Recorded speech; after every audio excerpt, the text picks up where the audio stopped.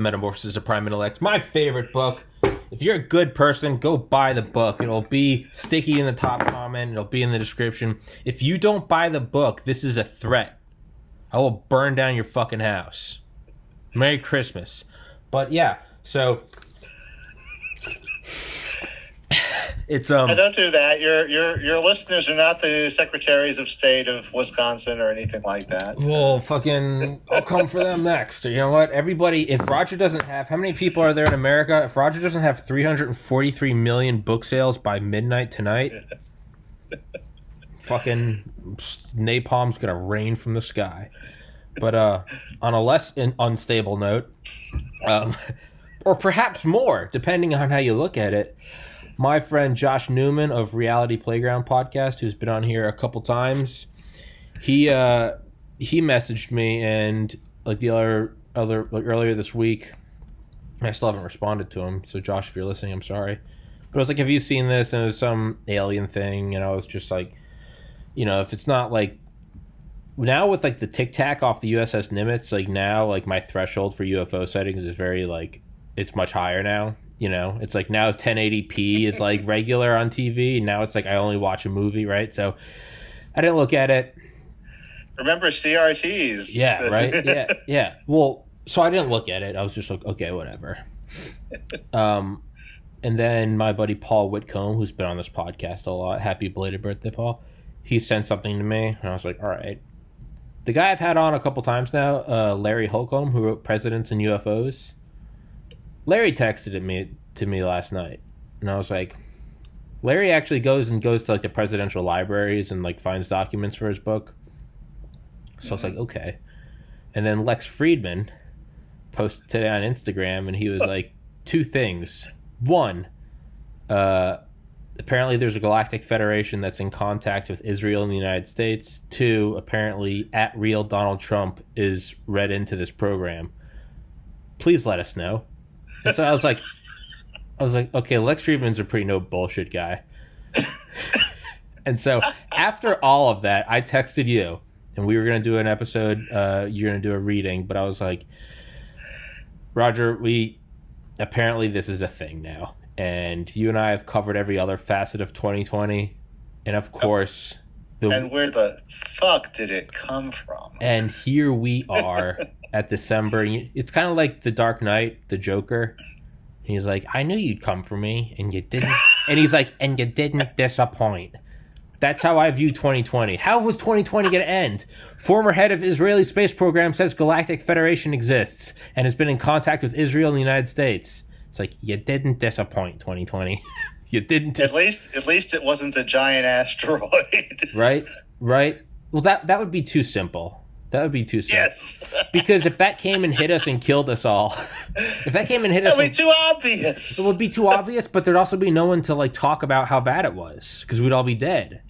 2020 isn't there to kill you. 2020 is there to wound you and let you know. 2020 shoots you in the leg and is like, hobble away, motherfucker. That's 2020 shoots you in the gut and then laughs at you while you're squirming on the ground. And not only that, and then provides first aid. So you get back and he's like, all right, I'll see you next week. That's who 2020 is. It's like a comment I saw about the people who harvest the giant Alaskan king crabs, and they so like a lot of times they'll like rip off that big claw that they have and throw them back. What the fuck? And so I'm listening. And so they're like, you know, they come back next year and they do this, and it's like you look from the crab's point of view. What the fuck, you again?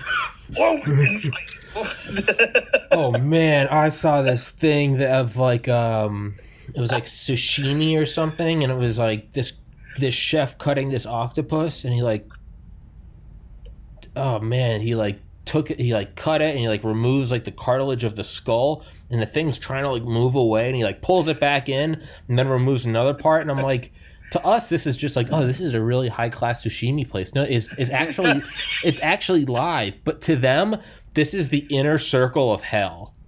This is like these massive creatures 100 times my size hold me down and slice me apart, and as I run away they pull me back in, and then they put salt on my exposed brain, and then they sell me at a competitive price.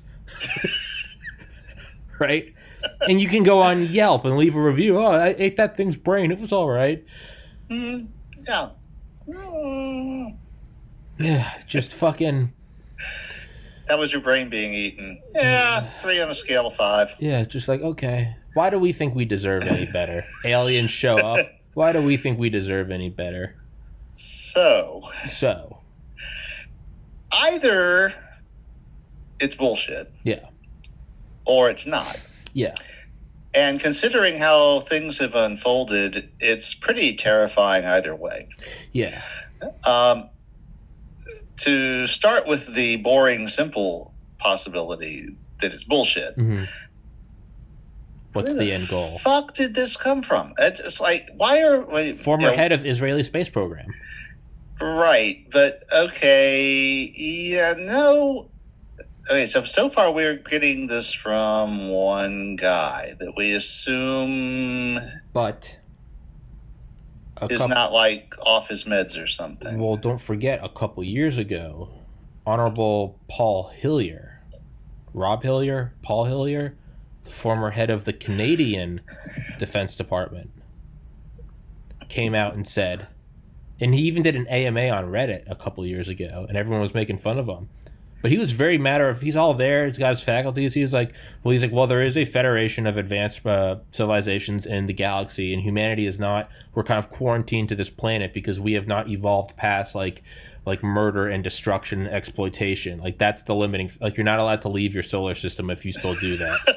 But he said it just very, very matter-of-factly, and people were like, what are you smoking? And he was like, no, there's it's this whole federation, and he's like, they respect free will, like they're not going to force themselves on you, but like you can't come into the galaxy if you're like, guns blazing. And everyone kind of made fun of him, but now that's like, well, now that's 2.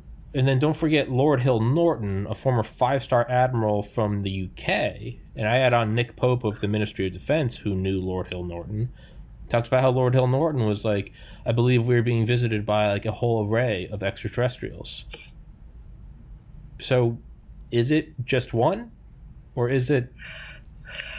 Well, that brings us to the other possibility that it's not bullshit. And, but the thing is like, I haven't just read this story, I've written it. Yeah. The aliens show up, and they're fucking bewildered, because there's not like a governing planetary authority that they can speak to or anything. They're just like, what is up with these dicks? They're just like, it's like, who's running the goddamn show? It looks like rolling into Afghanistan. It's like you have the central government, but really you have a bunch of warlords. It's like a fucking fractal. It's like at every level, there's no fucking governing authority. It's like you get down to the level of ants in a sugar cube, and it's like no one's running the show. But assuming that this is a thing, okay, then the Israelis, right? Okay, so the aliens come from wherever out in the galaxy. Presumably, they don't bring a political map of the Earth with them.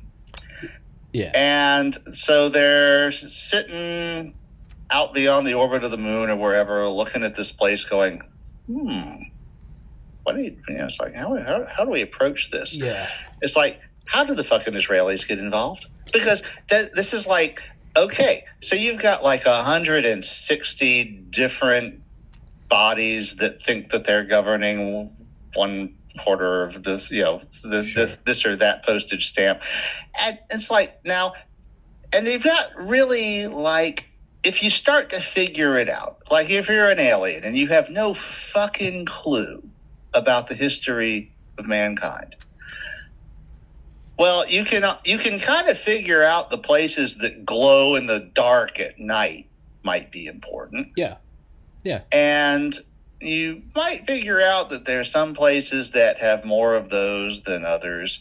And you pick a few people up and give them probes and whatever you do and figure out, okay, so you start to figure out the situation. Yeah. And you're going to figure out at some point that there's 4 or 5 really big regions of the Earth that have the big dick energy. The power players. Okay. And Israel is not one of them.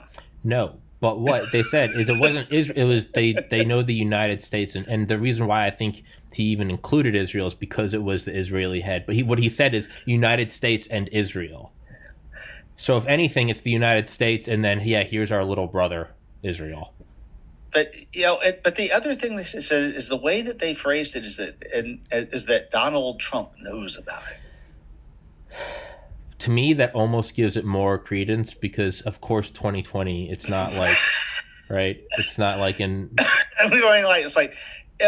Not the government knows about it, or Mulder and Scully know about it, or there is a confederation of government. Really, what this does is the only way that this is remotely believable is in a kind of Stargate SG-1 situation. Sure. Where, they went for 10 fucking seasons with all of this extraterrestrial crap going on, and the general public of the Earth knew nothing about it. Sure. And I remember thinking it was the thing is I didn't experience SG-1 the way most people did because I don't pay for television. So I didn't see any of the series until Hulu jammed the whole thing. Mm-hmm. And they released one year each month. Mm-hmm. So it was a season a month for 10 months. Yeah. And that was like for the there was a bunch of us in the comments on YouTube or on Hulu rather. It was like that's that first Saturday that month that was blown. That whole weekend was done because there's like 21 episodes. But that was a great way to see it because you resolved all of the arcs and shit and saw all the complicated stuff happening. But I still remember being, around the middle of season 2 going, there's no fucking way they're keeping this secret from everybody this long. I mean, it's just not, seriously? Yeah. I mean, I rolled with it for the dramatic potential and all, but really? Yeah. So... it's like, so this Galactic Federation is like, so they're like, what, they came here in UFOs? It doesn't specify any of that. No, it's, I think it's kind of implied though. But maybe there's actually a Stargate buried in the bottom of Cheyenne Mountain. I fucking hope. I would... If that was true, I would just die on the spot because my soul would just say, "We've been actualized. This is the climax of my being." I would just dissolve into Buddhahood. There's nothing else to do. Nothing else to do. And I would just, I would be a pile of sand. Except get conquered by the Guald. Yeah, right. But the way I look at it, and isn't it great that I'm wearing my hoodie, my Alex Jones hoodie I made, and it's got a whole rant of just him screaming about aliens, and it arrived today, and today is the day we're doing this episode. but it's actually very cozy. But yeah, you're right. Why choose Israel? I don't look at it as that. I look at it as they chose America, and because it's an Israeli guy disclosing it, he's kind of thrown in Israel, right? It'd be like if I met Michael Jordan and then someone said Michael Jordan received the best basketball player ever award. I'd be like, yeah, me and MJ got this award. It'd be like, you were just like, you were in the limo with him. You didn't get it. Like, so that's kind of how I view it, one. And two, the whole idea is retarded.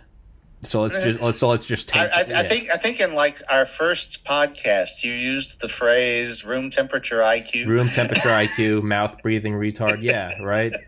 But it's like it's on fucking CNN. Yeah. Oh, that's what I'm saying though. Like, it's like you definitely ride the short bus, right? You can sit in the back row and put your feet on the dashboard. Like it's a short bus, right?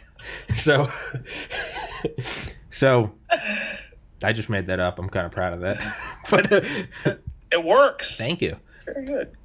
But so let's toy with this, right? Let's kind of take into consideration the whole thing's insane. That being said, so let's entertain it. Okay, well we do have an internet, right? So maybe it wouldn't necessarily be a blind, do they have a political map? Like maybe you could tap into the internet. And assuming they have super advanced computers, they could probably tap in and in like in a millisecond almost have like an index card come out and be like, this is the general gist of humanity kind of thing, right? It's Okay, like I got like it. the reverse of Independence Day, where the original was that we got our computer virus, technology from them. Oh, yeah. And that's why Jeff Goldblum was able to hack their mothership in the first Independence Day, was because we actually learned how to build computers from the aliens. David, why is my mother going to Atlanta? But because they're telepathic, yeah. They don't have any concept of security protocols or anything.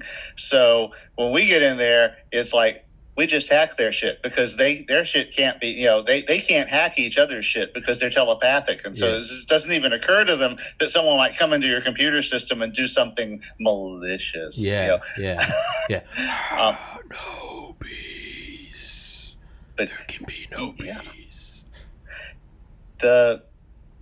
The funny thing is that Earth is actually putting out a little less radio energy pollution than we used to, because we aren't using optics, right? Fiber optics, right? Right. Yeah, and we're not depending as much on these powerful radio transmitters to send things around the world. So I've seen a conjecture that within another century or so, the Earth won't be the loudest radio star in the galaxy anymore. Wow. Because we won't have any reason to put so much energy into broadcasting radio waves, because we'll be doing it all by fiber optics and undersea cables and stuff.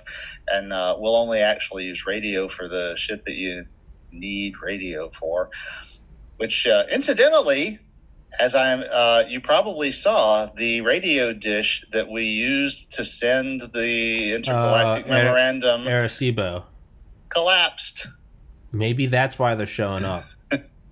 Maybe that's why the Federation's showing up. Phone went dead. They're like, yo, we're just checking. We're just doing a courtesy call. Phone went dead. Everything good? We know you guys were sick. We know you had a pandemic thing going on. We looked at your atmosphere. It's been getting warmer. You're running a fever. Arecibo's down. Everything good? We had had how many hurricanes this year? It's like these, your atmosphere is being a little disturbed too. A little wonky. So. Yeah, everything's going weird.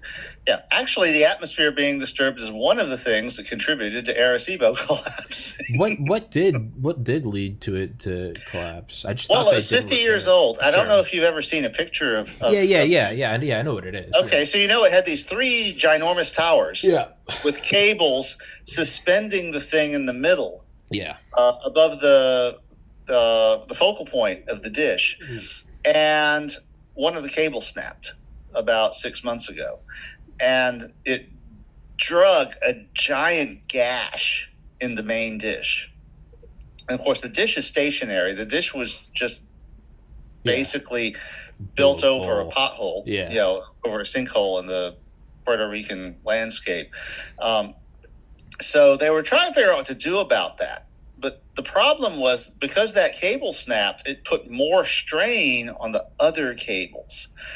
And these things are carrying like 1.6 million pounds of force each. Because the thing in the middle was enormous. It was enormous. Was pretty ginormous, yeah. And it's like a few weeks ago, I saw a YouTube video that was made before it collapsed by couple of guys that went on a big tour. They actually walked the catwalk up to the thing in the middle and down to where the receivers were and all. And it was just like, it was fucking incredible. Yeah. But, so this cable snapped months ago. And when it snapped, it dug a big trench in the dish itself. And then the NSF was trying to figure out what the hell we're going to do about this, and they were kind of still in that mode. It's like no one can go into it, because it's unstable now, and so it wasn't safe for anybody to go like up to the antenna receiver horn or anything. and they were still kind of mulling. And I'm sure this had nothing to do with the fact that a certain president of the United States obviously hates Puerto Rico. I'm just saying. Okay. Just a statement. Yeah. Just an aside. Too many Puerto Ricans in his rental properties. Too many. Yeah, they can't. Okay. I don't want them using that dish to listen to me. So we can't be spending money on their stupid little island. Yeah. Well, their stupid little island. The rest of the cable snapped. Yeah. And there is now video online of the whole thing. In fact, it turns out I saw the video. Yeah. Roger. You froze up. You said turns out, and then it froze up. You're good. You're good now. Yeah. Now I got a little. Your internet connection is unstable thing. The internet has been wonky for the last week or so. Yeah. There was a drone. Mm-hmm. Aerial quadcopter drone. Okay. Yeah, I watched it. Monitoring the cable at the time when it snapped. I know. When it pulled up from its mooring point. Yeah. It was like, that doesn't happen every day. Yeah. I know, that was awesome. It was awesome that it was covered. If you look at some of the videos of the things, it just looks, the things holding, they just look something like, they look like something that doesn't move, just like a big, like a Brooklyn. Well, they're not supposed to. Yeah. And then you see it just like, whoom, and you're like, that's a lot of force involved. Yeah. Scott Manley, who is a big YouTube channel guy, had an episode where he went through it frame by frame. Yeah. As the video as the drone footage unraveled and the show us like, and here's like the one cable that had not started unraveling, that was pristine, and then looking at it at a quarter speed, you could see the one started, the one ripped loose, and then this last one that was pristine now is holding all of the tension, and then you can just see it start to unravel and throw the paint off and the coating as it's starting to come apart. Yeah. And then it's like, oh, fuck it. Oh, fuck. You're right. That's what that cable is saying. It was just like, fuck it. Yeah. Fuck it. I'm out. Base. Stage left. Yeah, stage left. I'm out. Free fall. Yeah, it's so we need to build a bigger one. The Chinese already did. Yeah, I know they have that big but that's kind of old. It's not new. Oh no, the Chinese just built one in the last couple of years. It's bigger than Arecibo, but it doesn't transmit. Yeah, that's the Chinese caveat, is it's built like shit. The thing is, it doesn't work. Well, it can't do all this radar shit that Arecibo did. It's like all these pictures of asteroids that are about that big and all that. They've been able. That was all radio. That was all. A lot of that was Arecibo. Mm-hmm. It's like you send out a 1 billion watt pulse. Yeah. And get the returns back, and through really fancy math, they can reconstruct these pictures of little teeny things. You can't get that with optical telescopes. It's because you can't do the really fancy math, and because you're not getting this. It's weird because radio frequency, even millimeter radio signals, are such a much longer wavelength than light. Then you're used to thinking that, well, your resolution is going to be lower. That's the way that it works with telescopes and shit. But what it really happens is that with radio telescopes, you get the data in such detail that you can reconstruct bigger pictures. Yeah, it's nuts, actually, kind of. Yeah. But yeah, we were getting better, especially with like near Earth asteroids with Arecibo than we ever could with any of the optical telescopes, including Hubble. So that's like now the Chinese have a telescope, a radio telescope that's like half again as big as Arecibo was. But my understanding is that it doesn't have transmit capability, so you can't do radar with it. Yeah, which is like, why the fuck bother? Yeah. Yeah, it just takes in, right? But the Chinese, what they've been up to lately is kind of weird, because it's like, so they've launched like 4 moon landers now. Mm-hmm. They did a sample return mission. Yep. Yeah, it just took off the other day. Yeah, it's like, and you're like, why are they doing this? This is like, it's not like they're going to be first or anything, but it's like, it's almost more like, well, now that the Russians and the Americans have left the playing field, we can be the big champions. And, hey, it's just as it was in the 60s. It's a propaganda coup. Yeah. Well, except that they're not using it that way, though. It's more like it's the impression I get is more like there's somebody that they're trying to impress that's like high in their government. Sure. Who might be one, and I was given the same impression about like the big dam, the Three Gorges Dam. Sure. Is like that there was this urge to be superlative. Probably winning funding. Right? Look what I did. Look what I did with the money.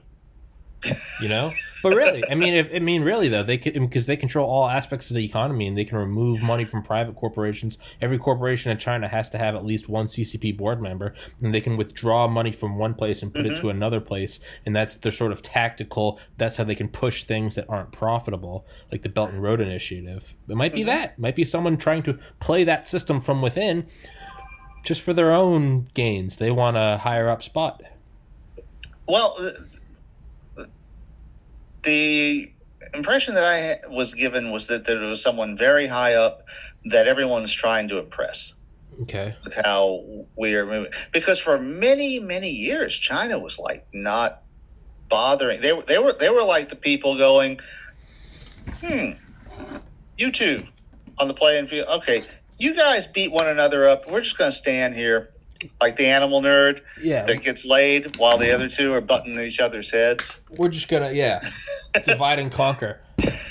And but now it's like they're spending a bunch of money to go for things. They're looking at doing their own space station.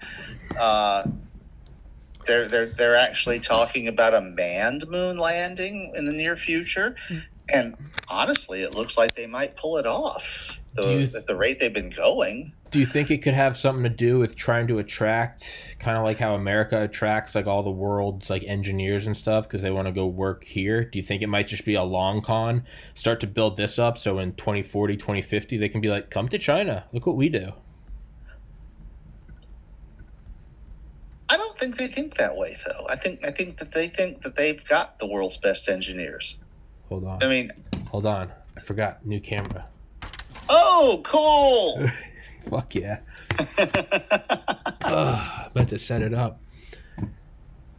But this is what I don't like is it's high up, so I'm looking at you, but it doesn't look like I'm looking at you, right? Yeah. I had the same problem when I was like reading off the other monitor here. Yeah. And then I'm like that, and I didn't like the way that came out.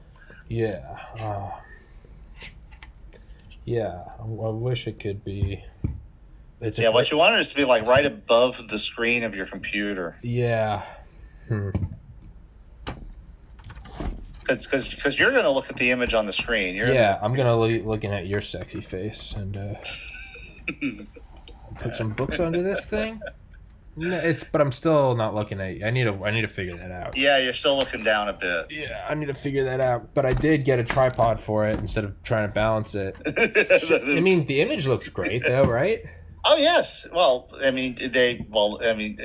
end of the internet connection, I'm looking at a that's true. Thing anyway. Oh wait, Roger, you can change go up to the top right hand corner and zoom. Yeah, no, you told me about that. Oh yeah, okay. Well, hey, there's NORAD. I don't know what they're called, but there's the bunker. Yeah, it's more that I'm not looking at myself as a little pixelated thumbnail when I'm trying to demonstrate shit to you, which was a thing.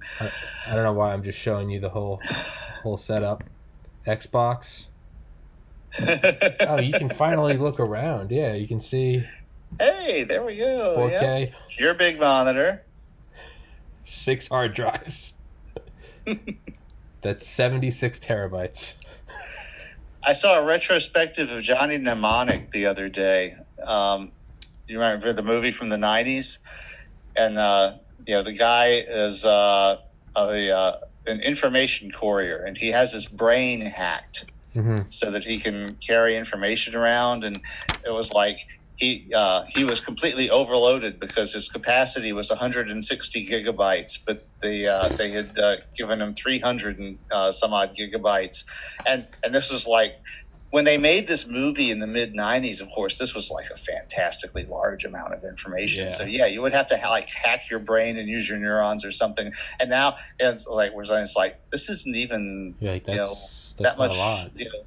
The SSD in my computer. It's like, how much is it? You're like, fuck, you should probably upgrade it, because what I just showed you, that's 76 terabytes. I have. You put it on a fucking SD card. It's about that big. Right. It's still kind of working for Terminator 2, I think, when they're putting Skynet on, and he's like, Skynet up and running. It's at the very end. It's at the Air Force guy, and he's looking at it, and he goes, all right, we're 70 terabytes per second, like. So it's still pretty good. That still holds up. That number still holds up. But not for long. Not for long. It's not the rate we're going. It was when it first came out, when I remember first seeing it, that was like a good sci-fi number. But now it's like, it's impressive. It's impressive, but like, it's not that far out of reach. No. It is, but it isn't. That's one of those things where being a science fiction writer bites you on the ass. Yeah.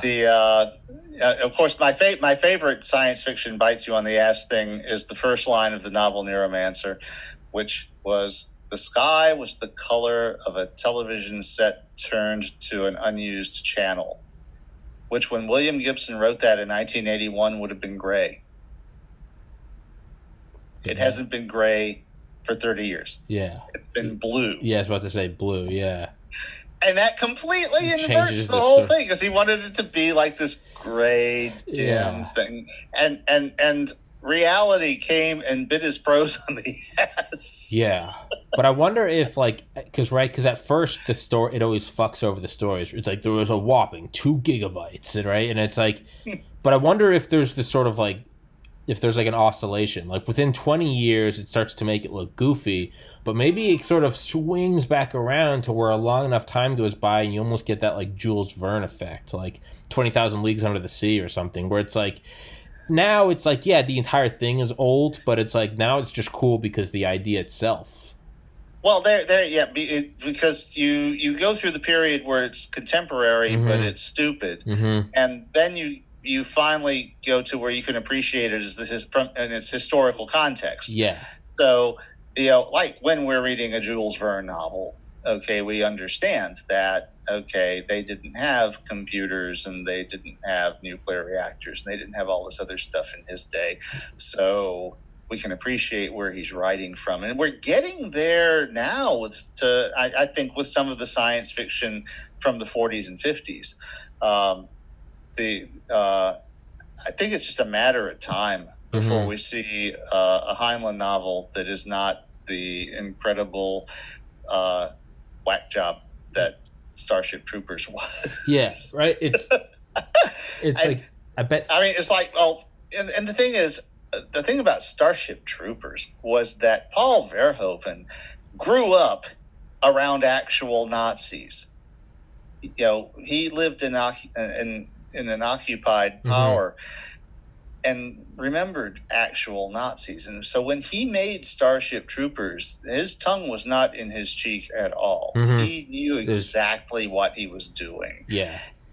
And it wasn't supposed to, it was the kind of thing, actually, it was supposed to be funny until you realize it's not. Yeah, right. It's kind of like J.R.R. Tolkien writing about describing the battles of Middle Earth, because he's describing them because he just came back from fighting in the trenches of World War One, and that's what he's writing as, is like these muddy hellscapes of just 100,000 ants moving along. Like that's right. Yeah. So these stories eventually reach a point where you can look at them at a remove. Yeah. And you can appreciate, well Heinlein was reacting to this historical force when he wrote that, and then you're like, well, he was reacting to that historical force for this reason from when he was writing that, and so it's like almost these layers build up. Yeah. But where do we even get into this from? Who cares, man? Roger, right now you and I are beta testing our free ranting episode. We are seeing how it goes. Well, yeah, it's like my plan. My microphone decided that not to work after all of this, because what I was going to do was talk about. Well, and we can still talk about that, even if I don't read you the story. I can tell you how I got into that thing. Was I haven't called Noah. Mm-hmm. Okay. And the reason is that I talked to my wife instead. Mm-hmm. And she also writes. And she has done some targeted genre fiction mm-hmm. on Amazon, and including some where there have been collaborators. And they've had a couple of things that they hired a narrator for, mm-hmm. and to get them on Audible. And I was talking to her at random about it when I was thinking of writing Noah, and I said, I'm thinking about, first of all, skilled labor, mm-hmm. that where you're not just paying someone's salary, but you're paying all of their overhead and their costs and everything, generally runs $100 to $200 an hour. That's, I was given the speech by my boss when many years ago that as a rule of thumb, that the scale rate for someone to hire my company to use my work would be about 4 times what I make. Yeah.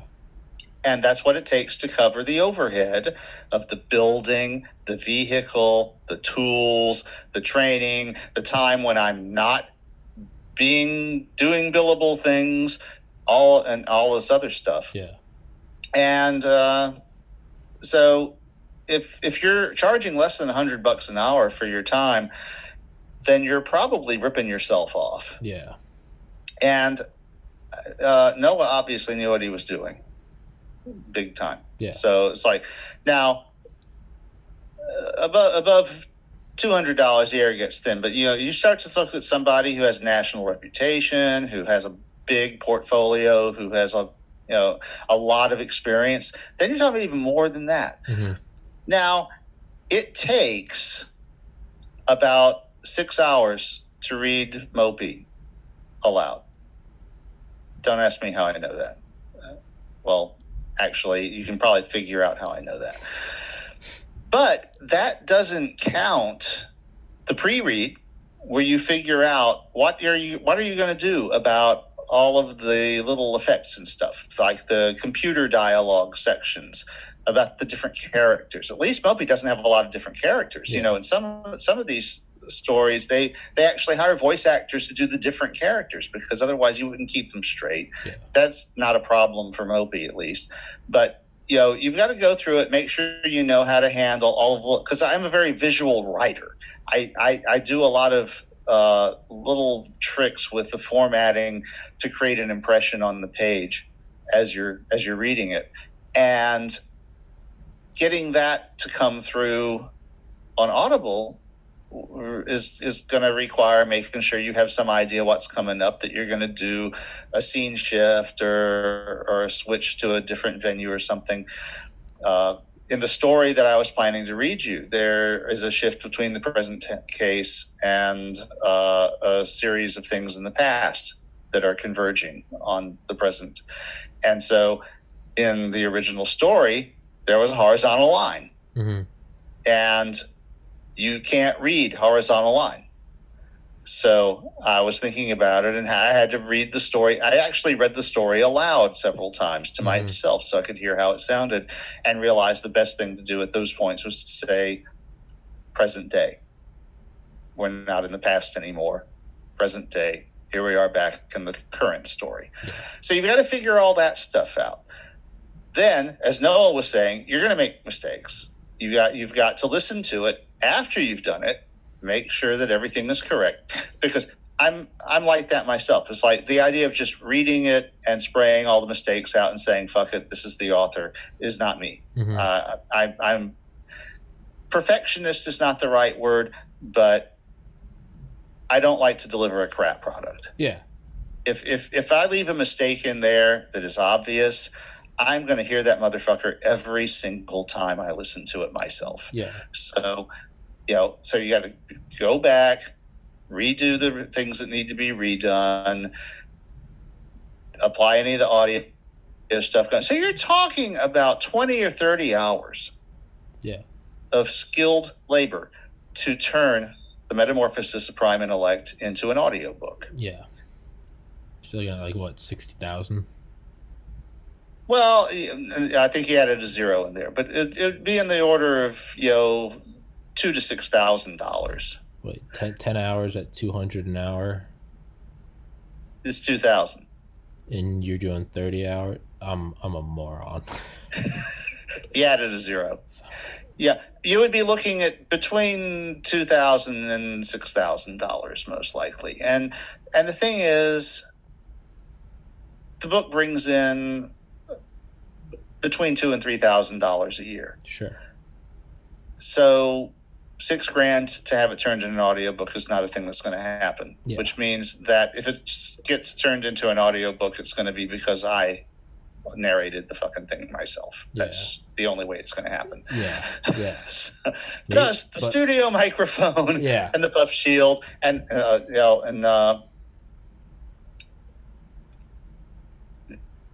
it's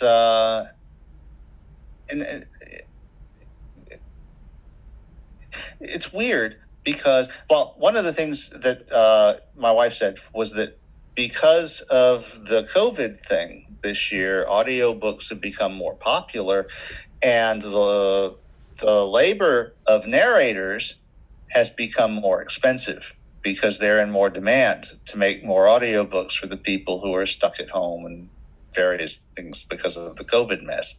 So that's another thing. Yeah. Yeah, but you also got to think, and this is obviously, I don't give a fuck. You do what you do. I don't give a hell. I'm not seeing anything from any of it, so I don't give a fuck. I've read it. I like it. But for me personally, like, if you put it on Audible, I bet so many more people would discover it, and you'd probably be making more than $2,000 to $3,000 a year. Roger, I have to piss really badly. I haven't even made it 45 minutes. This is worse than normal. Roger, take the stage. Okay, so the Metamorphosis of Prime Intellect is available on Amazon and all of the usual booksellers. But if you want a paper copy, please consider buying it directly from lulu.com, Lulu.com. They are the original publishers who actually print the copies, and they have to charge you the same amount because of the way that the contracts are written. But because they are the original publisher and they don't take Amazon's cut, I get a lot more of the money.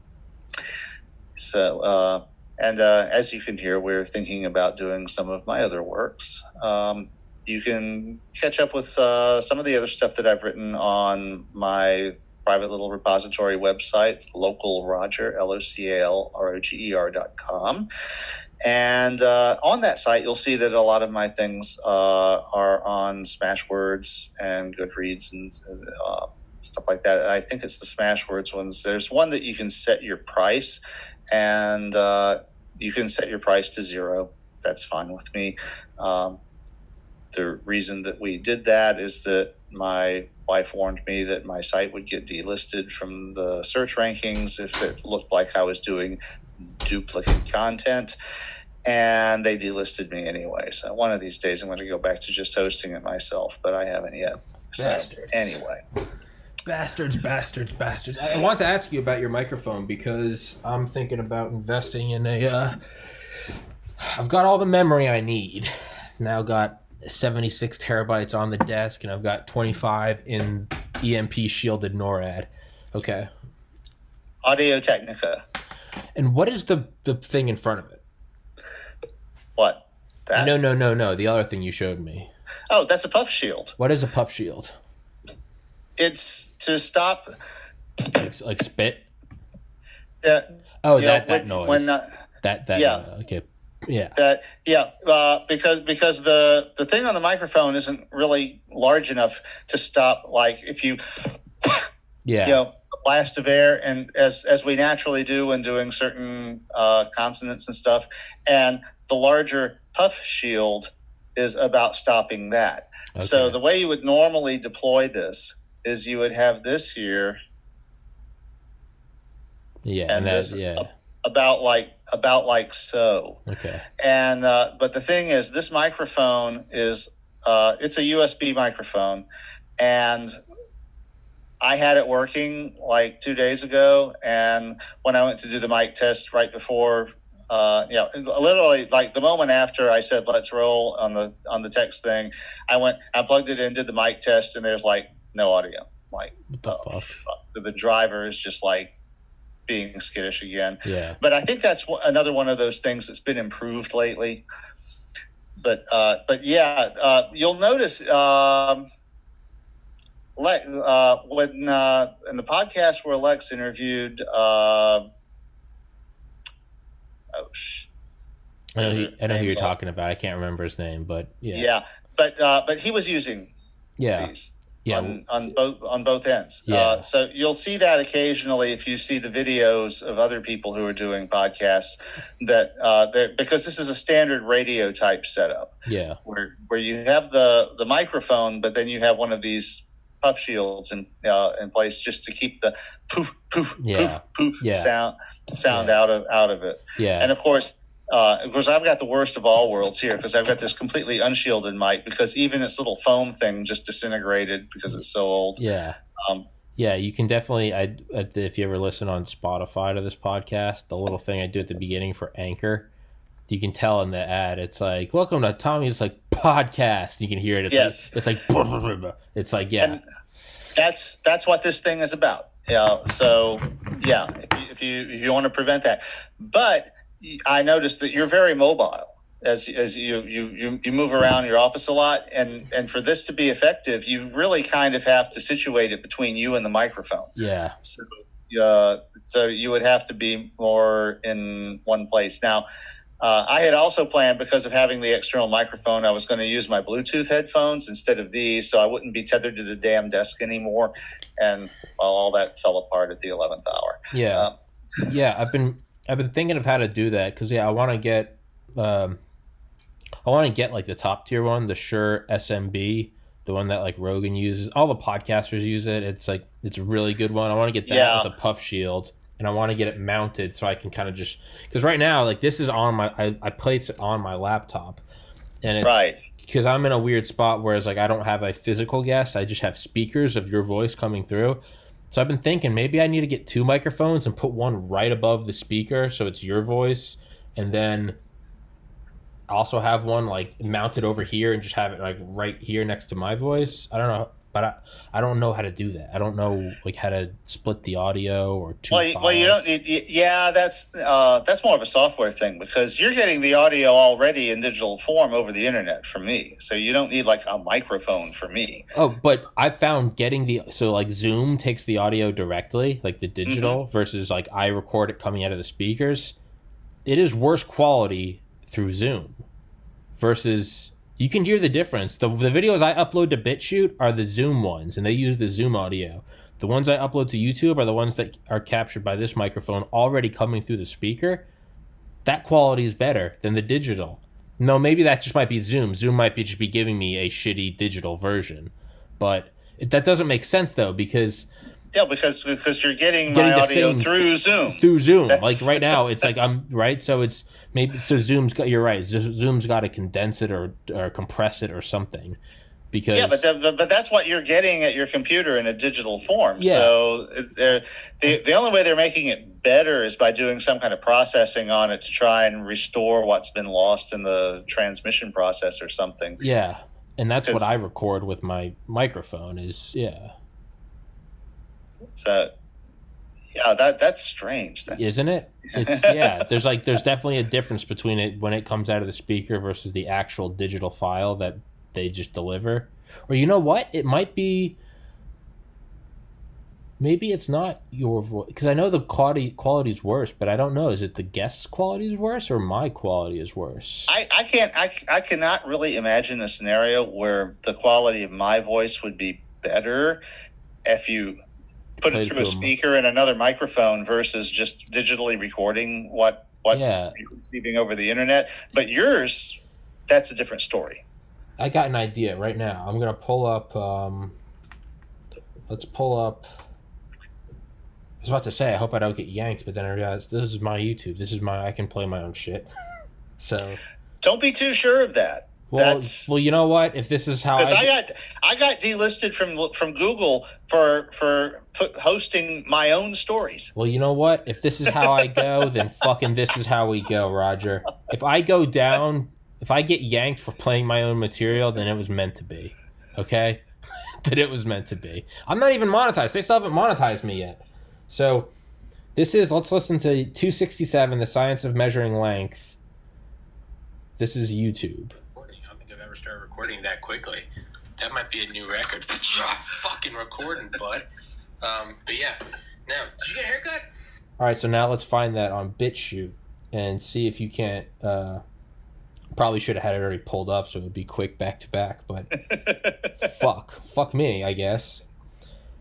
Everything is so complicated. Everything is so complicated. Fuck it, intergalactic aliens, they're here. Just fucking roll with it. I don't give a shit. It's their fault. I don't give a shit. It's all their fault. I don't care if I get yanked, because you know what? The Federation's here. Okay, now it should be pulling up if BitChute wasn't such a piece of shit fucking video player. BitChute sucks so much. BitChute sucks so much dick. I'm gonna start uploading. I uploaded my first video to Rumble. I don't even know what Rumble was. Apparently, it's like another YouTube alternative.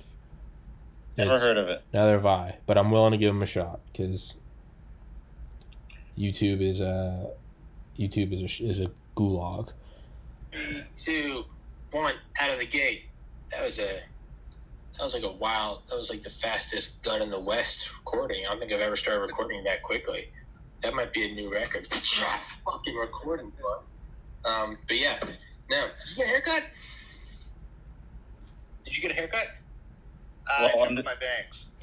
So you know what? It might be. You're right. It might be my audio that's worse. I think that's what it has to be. Okay. I mean, on my end, that's what it sounded like. Okay. But of course, you got to remember that I'm listening to it through another internet connection past that. Sure. Where you're sending it to me. Fuck yeah! I'll just I'll email you the 2 links. Yeah. It's it's the. I mean, it's. How to phrase? Okay.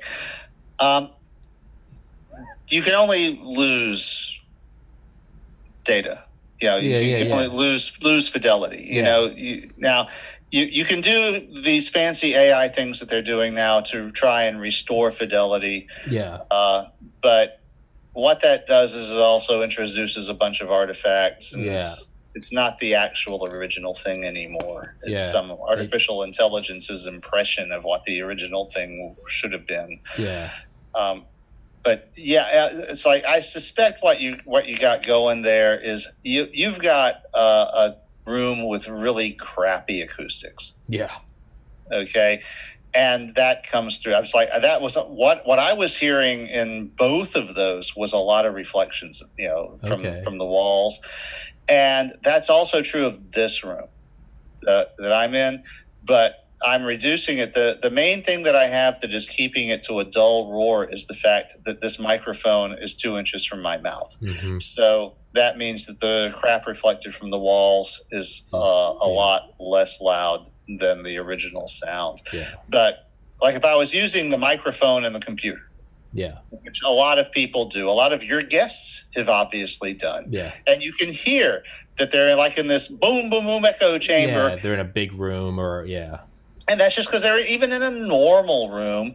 If you're 2 feet from the microphone and then the walls are 10 feet from you then the sound that gets reflected off of them is a significant fraction of the loudness of the actual sound that you've made the volume for. Okay. What makes this work is that the loudness, the amplitude is turned down a lot because the microphone is 2 inches from my mouth. So that means the reflections from the walls are a lot. Just a fraction. A small fraction of what I'm intending to pick up. But it means I have the exact opposite of the puff shield. It means you're getting all of my puffs and at full, the stomach growling and and gurgling noises in my full volume. And so should I be holding it like right here? Well, can you hear it better? Is my voice higher fidelity if I hold it right? Actually, it is. Really? Okay. So then I need but you're also puffing more noticeably. Okay. I can hear the puffing more, which is why you need the puff shield. Okay. So what you should actually probably have is one of these stupid things, and just and get it mounted, and just have it. Yeah, have it mounted on your desk, and with the microphone, you want this about 6 inches from the place where you normally speak from, and then the microphone 4 to 6 inches beyond it. Okay. And what that does is the puff shield takes care of the poof poof poof things, which the thing about using the remote mic is you don't hear the poof poof poof things because they don't go, that the poofs don't go very far. Yeah. So what the poof shield is for is the fact that you have the microphone close to your mouth. Okay. What having the microphone close is about not having the room sounds and the environment and all that. Okay. Yeah. But then you're going to have to get some discipline about staying in one place because you're, I'll just get a seatbelt. Yeah. Right? Or I'll get some lasers pointing straight down. It's kind of like the game Operation. They'll buzz if I lean too far away. Yes. You are here. Or I should just, Yeah, I don't know. It's definitely, this is episode 280. Definitely should have figured this out about 280 episodes ago. But you know what? I think that's the nature of this podcast, is just fuck it, do it live, and we learn as we go. Actually, a lot of the fun of this has been watching you kind of wing it and kind of get the handle on things. It's one of the reasons that I keep coming back is actually it's fun watching you get the handle on things in the field and everything. I appreciate it, man. Yeah, it's it's a very slow. I had this microphone for 50 episodes before I used it. I now have this camera set up perfectly, but now it's at the wrong height, so I'm just like, well, it's over there now. But I'll figure that out. Well, your next step is to get an external camera so that you can mount the camera and the microphone and the puff shield and everything and get it all right, and it's not related to your computer anymore. Yeah. Well, that's what this one is, right? Is that what you mean, external camera? Like, that's what it is. It's a lot. I have a literal external, I have a GoPro.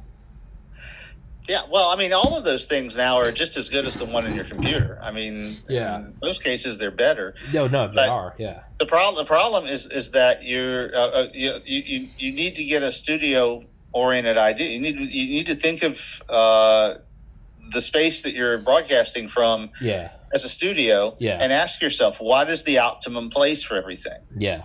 So, it's kind of a default thing when you're using a laptop.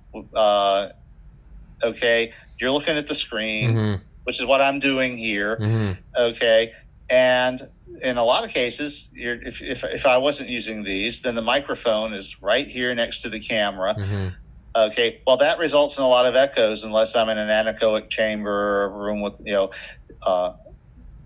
absorbs all those sound reflections somehow. Now, when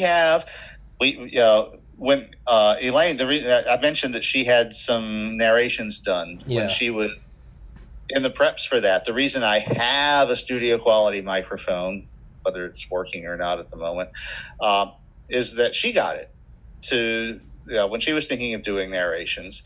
And she worked out that the best place in our house to do it was in the walk-in closet in our master bedroom, because there's clothes hung up on the racks on either side. So there's not a lot of echoey surfaces. It's quiet. It's well, insulated from everything. Unfortunately, it's also not climate controlled. So right now it's also cold as crap.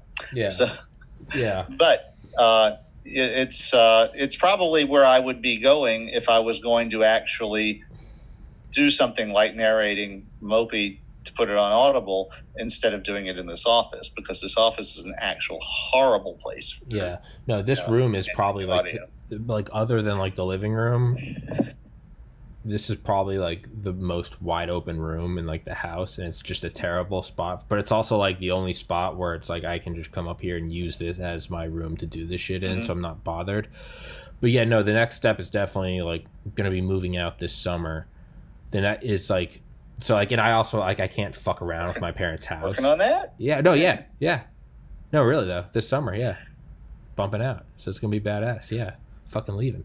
But wherever I go, I'm gonna have a room for this. I'll probably just end up getting like a 2-bedroom place. But what I want to do is I want to get something where I can put all that fucking absorbing shit on the walls.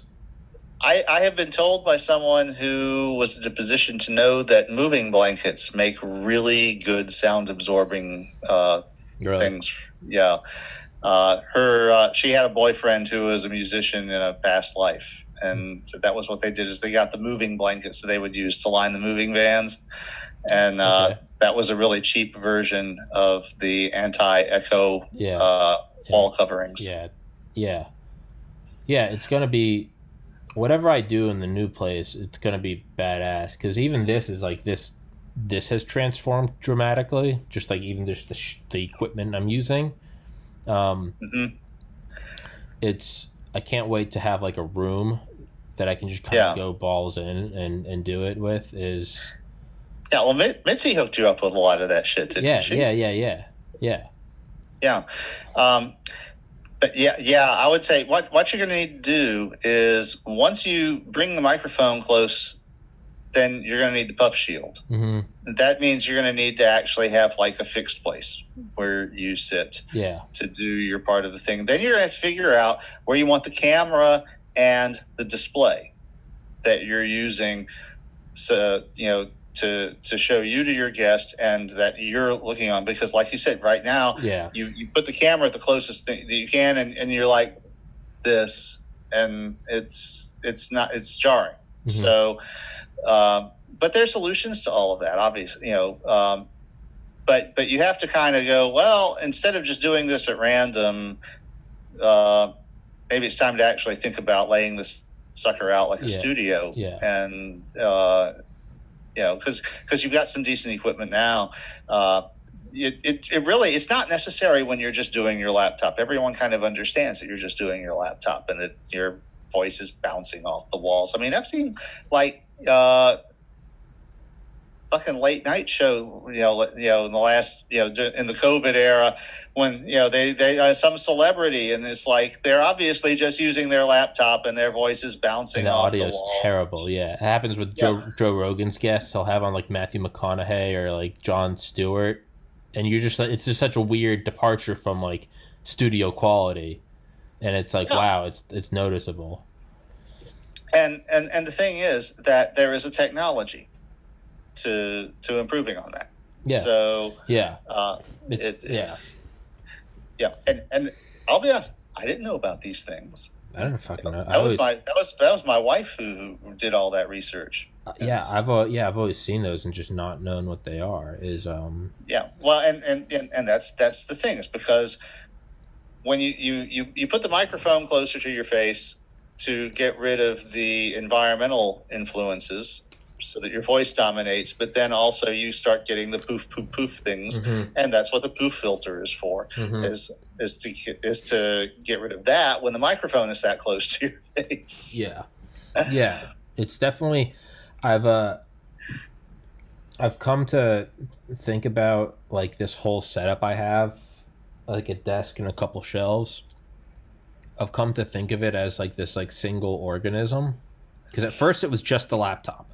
and then it was a microphone, and then the laptop went on cooling fans, and then I got a couple externals, and then I made like NORAD, which is like it's like brain. Not really. It's like that's its long-term memory, right? That's like its cerebellum or something. Did your hard drive fetish? Yeah, which is awesome, right? So those ones in there, and then ones up here I showed you. Actually, fuck it, I'll connect this and show it to you. You'll like it. So it originally like I have all those ones in NORAD, but it's a bitch to take out every day. So now I only update those once a week, and so instead I have the ones on the desktop. And why is that image like yellow? Color temperature. That's weird. It's you went to incandescent lights from probably fluorescent. Yeah, no, I mean I turned all of them on earlier when I had it on. Whatever, not important. And so I have all these, right? 2 in the center. Those are 12 each. Go out 1, 16 each, and then 10 each. Right? And then I have all of them hooked up to all these like USB port thingies. Can't really see it. It's kind of blurry. Yeah, I know what it is, though. Yeah, and then all the things are connected to this one hub where it's just got one big button on the top. And so now what I've done is so I've hooked them all up together. And, I see your camera corrected the color temperature problem. Yeah, finally. I put them all together, hooked them all up together, and then I have them all leading to just one USB-C. So now I can just click that in, and I just press the big, comically big button on top, and it all and I have a cooling pad under it. So there's like this. It starts dissipating all the heat just from all the hard drives next to each other. So that's like the brain of it. And so for a while, it's just been this organism, right? It's got its eyes, different cameras. It's got its ears, right? Different microphones. Now it's got a backup brain, and then it's got the 76 terabyte brain right there. Xbox over here, which is in a way, it's like how I bring in the information because I play video games muted while listening to audiobooks. So that's part of the organism. The big 4K TV right here, router down here. But it's all kind of, not everything's connected. But for the past couple months, I've been viewing it as this one, it's like they say with like a fighter jet. They say you strap yourself into the jet. In a way, it's like I come and I sit in here, and it's like I lock into this whole thing, whether I'm like extracting the information. Have you looked behind me recently? Yeah, all the shit, yeah. It's fuck. But yeah, it's so I've been looking at all this as just one organism. Yeah. This is what happens when you've been doing that for 30 years. Yeah, right. I know, right? No, I have shit I haven't thrown away, but I make sure to put it all separate I have shit that I actually took out of television sets that I pulled off the side of the road when I was a kid in the 70s that I still have. Jesus. It's like, on the one hand, what am I ever going to do with a 5-watt 1 mega ohm resistor? On the other hand, if I suddenly realize that I need it and I've thrown it away, and that has happened. Oh no, it so many times. It is a law. In the drawers of this desk, I have almost have like a duffel bag full of just like old iPhone adapters and who knows how many HDMI cables and chargers, but I don't throw them away because it's understood that if you throw them away, you will have a need for it. So if you just keep them, in a way, you're saving money. Next week. Yeah. So in a way, it's almost like an apple a day keeps the doctor away. It's like by keeping these, the universe removes your need for them. Yeah, that's. I mean, all I can say is that I can't even count the number of times that I've thrown something away that I haven't. Some VGA adapter that I've had for 15 years. Yeah. It's like there's no time. I'm never going to use this. Yeah. And then it's like the very next week. Oh, I need a. Oh, fuck! I just threw that out. It's some absurd. It's like, I have my SanDisk to macro USB cord, and it's like that was for like one specific digital camera in 2003. Yeah. Don't you dare throw that away, because my God. you're gonna find yourself going, I wonder if I. Nope. Yeah, by MMC reader or something. It was like, of that. It's like, yeah. Remember these? That was for one particular digital camera. Uh-huh. That camera is behind me. Yeah. It hasn't worked for years, but I'm not going to throw it away just yet. Yeah. But it's like, the thing is, that format, there's a bunch of stuff, especially out in industry where they keep stuff for longer than we do in consumer land, that I might need that for. Yeah. That's the only one I have. So whatever. Yeah. My hopes are, as I keep adding to this organism, this digital organism, I hope that eventually in like 2030 it becomes like self-aware. Just ever increasing complexity, right? Isn't that a theory about consciousness? Is like the more complex obviously it's all based in nothing, but it's like the thing is that what they're lacking there is algorithms. They don't know how consciousness works. Yeah. And there are different individuals and groups who are treating that as a problem. But even treating that as a serious problem is actually a fairly new thing, because people are so weird about it. Just the idea that consciousness is a solvable problem. Yeah. That machines can do. There are people who are just like actually literally religiously opposed to the idea that it is possible at all. Yeah. They think this is some special thing that mere humans couldn't possibly duplicate. And I'm sorry, it's like to me, I call bullshit on that, because human beings are made of matter. Yeah. And that means that matter is capable of expressing consciousness. Yeah. And that means we should be able to put together an assemblage of matter that also expresses consciousness. That should be a thing that is possible. I mean, we do it through childbirth. Yeah, well, I mean, they have this idea that there is some strange, weird ectoplasm that science can't detect that is being. That I don't. Yeah. I don't go for that. Yeah. We can do it. We don't know how. We just know it's just like. We don't know how yet. Yeah. That's but we didn't know how to build a computer at all 100 years ago. Yeah. Oh yeah. No. Sure. No. The man will never fly. Right. It's. Yeah. In fact, this is close to the 100th anniversary of the computable numbers paper, I think. Really? Which laid the foundation. That was Alan Turing's seminal paper that laid the foundation for everything computer related ever. Oh. I want to say he did that in the 20s. Yeah. Fuck.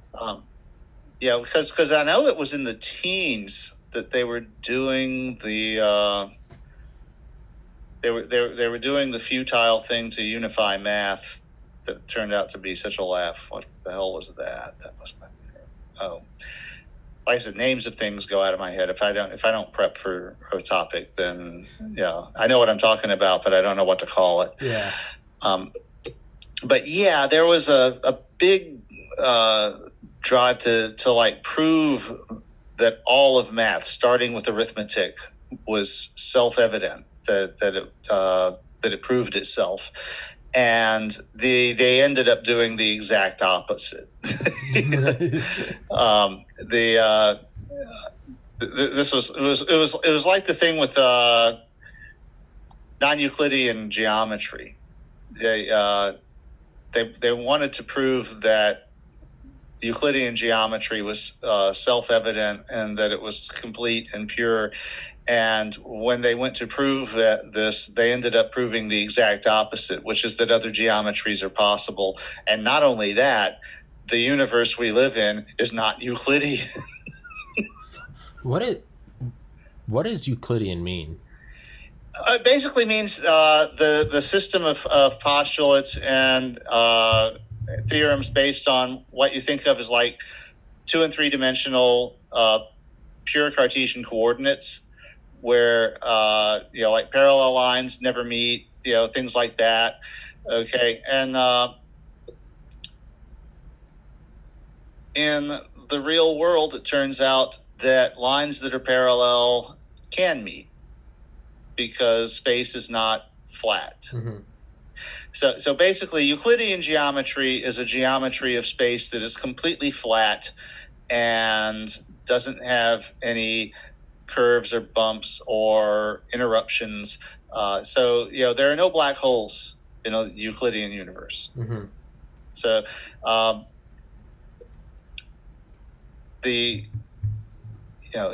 basically all the stuff that you were taught about the angles of a triangle add up to 180.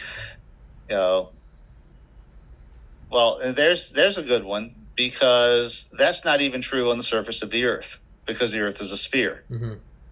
Flat earthers notwithstanding. The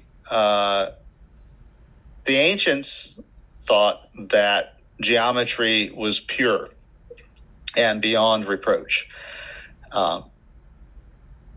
They had a lot of weird ideas like that, but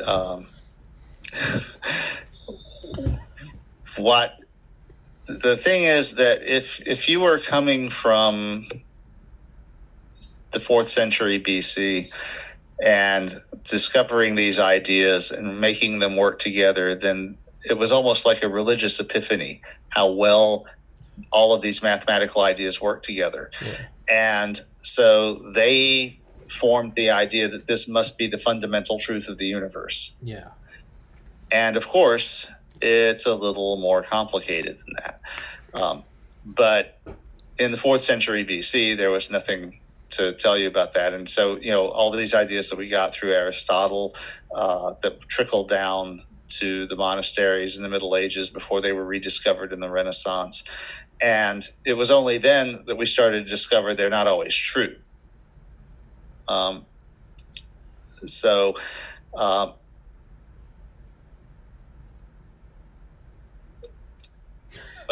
that was deep. Yeah, I've always heard that. I've always heard Euclidean, and I never knew what it meant. Well, Euclid is one of the guys who did a lot of the major shit for geometry Mm-hmm. back in ancient Greece. Mm-hmm. And so he's up there with Aristotle and Socrates and those guys. There's a thing we get from him. Pythagoras, of course, the Pythagorean Theorem. Sure. About the James. Okay, the Pythagorean Theorem. That works in the context of Euclidean geometry. Okay. So it turns out that the Pythagorean Theorem does not actually work in real space. Yeah. Because curved. Because real space is curved. It's not. It doesn't. In fact, it doesn't work on the surface of the Earth. Yeah. Because the Earth is not flat. Yeah. It's curved. So you can have, if you draw a triangle whose vertices are 90 degrees apart on the equator and the other one is at the North Pole, then the angles don't add up to 180. They because it's on a sphere. This happens every once in a while, but right now I'm getting it. Do you ever just really realize like the Earth isn't sitting on anything? Huh? I mean, not that you know the knowledge. I mean, it's kind of the way I described it is like, when like a plane's taken off and you kind of get that like lurch in your stomach, but then once the plane's at cruising altitude and you just kind of chugging along, you fall asleep, wake up, have a Diet Coke, you use the restroom. You don't really think anything of it, right? You might need to put your hand on a chair as you move down the aisle, but but you're still flying, even if you're not feeling that stomach churning up, we're lifting up. Yeah. It's like we don't feel that right now. We just feel like normal Earth, but that doesn't mean it's like we're any less flying. And whenever I think about that, I start to get this weird balancing sensation that like, it's almost like if I kick hard enough, I can like push the Earth away from me, like I'm in space or something. I tell you, the best way to get that sensation is a lot of marijuana, a fucking big old pop brownie. Well, that doesn't hurt. But really what I was actually going to say is to lie on your back and look at the sky during a meteor shower. Oh yeah. Like like the Perseids, one of the big meteor showers. If you can get it when it's really rich and you've got a meteor or two going every second, then you can actually get a sense of the Earth's motion through space. Yeah. As it is flying through the swarm of meteors. Oh shit! I didn't think about it. I'm just imagining. Oh, I've actually done that, and it is wild. Dude, it's. I used to Arecibo. The reason I know that is because me and my roommate, we used to get high as fuck and watch this one video on YouTube called it's called Atacama. I think it's called like Atacama Desert. No, the song is Arecibo by Carbon-Based Life Forms. They have a bunch of like long, kind of like synthy, very kind of trippy, not like hippie, but just very like, just like new age music is the word you're looking for, I think. I think, but they set it to like a time lapse, the Milky Way in the Atacama Desert, and like the way you see it moving, you start to get the sensation that you're like, oh fuck, like I'm not looking at this flat, like there are the stars. It's it's like there's depth to that. You're looking at things that are closer, but I never thought, so you just said that we're moving through the meteor shower. So it's like when you're in a car driving during a snowstorm at night and you see this. That's exactly like what it's like, except you see the entire Earth. Ooh. So you're just laying there and just whoom. And there's just feels like I don't know if you're familiar with the in fact, now the word has left my head again. But there's a point in the sky that all the meteors seem to be coming from. Okay, and they'll tell you that they'll come to me in a second. But that's you can tell that's where we're going in the sky. Yeah, right. During a meteor shower, if it's a good rich one like the Perseids and a nice clear night, and now I'll tell you another one that freaked out a friend of mine. I'm still fucking trying to internalize this one. One of the other things is I have a 4-inch telescope, and years and years ago we took it out to this little New Age club that this New Age bookstore where we had a little reading group, and we took it out to just sort of show it off, and there was a couple of good planetary things going on at the time. But one of the things is that if you have a telescope that has significant magnification and you don't have an equatorial drive, then as you're looking through it, you see the stars moving like that. And that's the Earth's rotation. Mm-hmm. You're looking at the Earth's rotation as it sweeps the sky. And there was this one girl who was like, holy shit, when I pointed that out to her. Oh, no, dude, it's that realization you have. It changes. For me, it has like such this profound impact. Just what you're describing as meteor showers. All of a sudden, we're moving through that, and then the realization that the whole Earth is moving.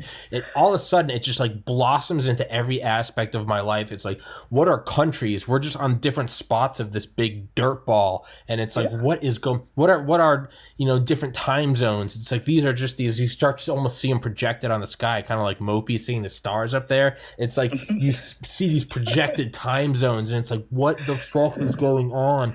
And then even if you got to think, another way I like to think about it isn't that like we're on the Earth and the sun is up in the sky, but I like to think of it as like the sun is like a ball of like fire over the middle of Manhattan, and what you are on the side of like a Goodyear blimp, and you're looking at it, and there's this big chasm between you.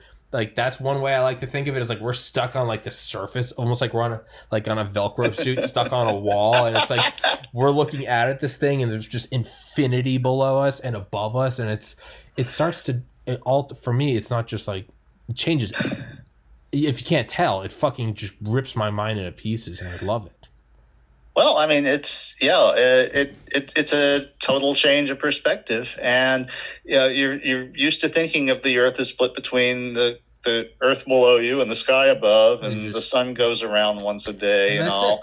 And it's like, if you think about it, it's noon somewhere. Yeah, it's always noon somewhere. Yeah, that's why there's time zones. That's what I think about. If you just went into space and just like got in geosynchronous orbit, like you could technically, like if you go into space, there's no day. If you just get out far enough and you just look, like imagine if you're just a giant, like the size of like the solar system, and you're just observing it in your hand. There's no day or night. Mm-hmm. You're just always looking at the sun just burning away and the planets moving. You're just like, oh, cool. There's no day. It's just it's light. Always day. It's just It's always day. Unless the Earth gets in between you and the sun, and then it's an eclipse. Yeah, but even then, if you were big enough, it wouldn't even be an eclipse. It would just kind of be just an Earth. You'd see kind of like the shadow beam from it. You'd be like, huh. But it's like, that's so insane. It's like there is no day. Yeah, it's just sunny. And then where's the solar system? Because it's orbiting around the center of the galaxy. Yeah, and then where's that fucker going, right? Local cluster. And the galaxy is going to collide with another galaxy in a couple billion years. Yeah, Andromeda. Yeah, and we're in the local group, and the local group is in the Virgo supercluster, and all of those are in some big thing that kind of looks like a weird organism called Laniakea. Yeah, that's like because there's like the Great Attractor, and there's all these big massive clusters, and the universe isn't even really old enough for a lot of those gravitational interactions to have expressed themselves fully. So that's why we have filaments and shit. Like they call it the Great Wall, right? Isn't that one of them? The filaments, the galactic filaments that are made of superclusters. Yeah, and it's like, a supercluster is itself. We have like one of the big things that they did recently. This was it would be hilarious, except that it's serious. Is that there's a supernova that happened like 10 billion light years away. Yeah, that we've observed 4 times. And we could predict when it was going to happen, and we could observe it again because we were seeing it gravitationally lensed around a supercluster of galaxies. And because the gravitational lens isn't symmetric, there's multiple paths by which the light comes to us. And so this one takes, now think about that, 10 billion years this light has been traveling, but this path took 10 years longer than this path. I knew about using the sun as a gravitational lens. I never thought of using a supercluster of galaxies. They've done a lot of work like that in the last 10 years. It's really so they so the upshot was that they knew this type 1 supernova was so they knew when it was going to happen. They had seen it happen, and they knew from one of the other gravitational lensing pathways that it looked like the same thing was going to be observable. So they were able to have the telescopes fixed on it when it happened. And so we got some of like the earliest observations ever of the spectrography of these of a supernova just going off. And it's astronomy in the last decade has been just like full of wonders, and it's been nuts. Fuck, and then you gotta think, imagine if we could still view like the planets around it before it went off, knowing it's going off, and it's like, what if you could use electron entanglement where it happens instantaneously? Could we tell them like, hey, get off your planet, we just went supernova? Like, are we in the future? Well, actually, that kind of supernova isn't going to have planets with life on them because those stars don't live long enough. Okay. The stars that live long enough to have life evolve around them, like our sun, are going to last billions of years, but they're not going to become supernova. Okay. They're going to become normal nova. And there's going to be all kinds of warning because they're going to become red giants first. Yeah, right. And there aren't there different types of nova, super? Isn't there a hypernova? Where there's no core left? The entire fucker just...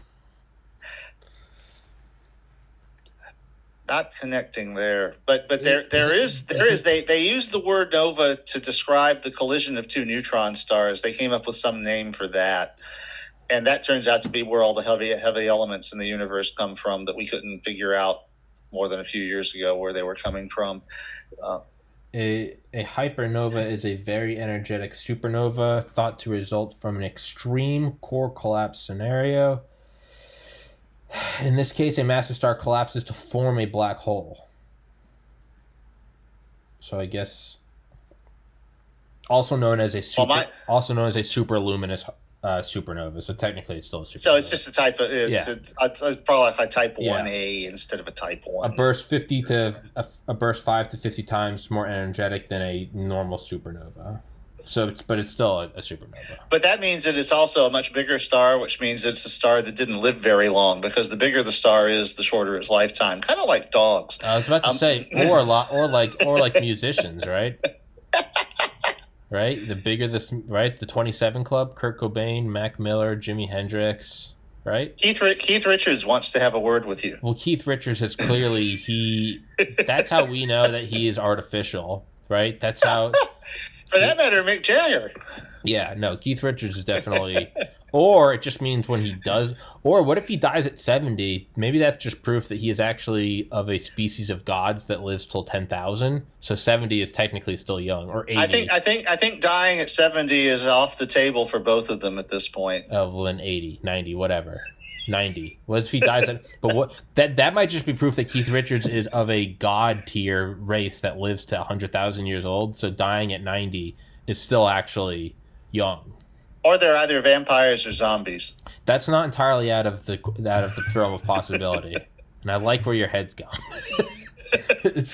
No, I'm doing the Netflix DVD jamming thing right now of the True Blood series. Any good? It is fantastic, and it's hilarious because it's set in Louisiana, so it's there's part local color and part local hilarity. It's like, no, I've been to Shreveport. It doesn't look like that. I should have pulled this up earlier.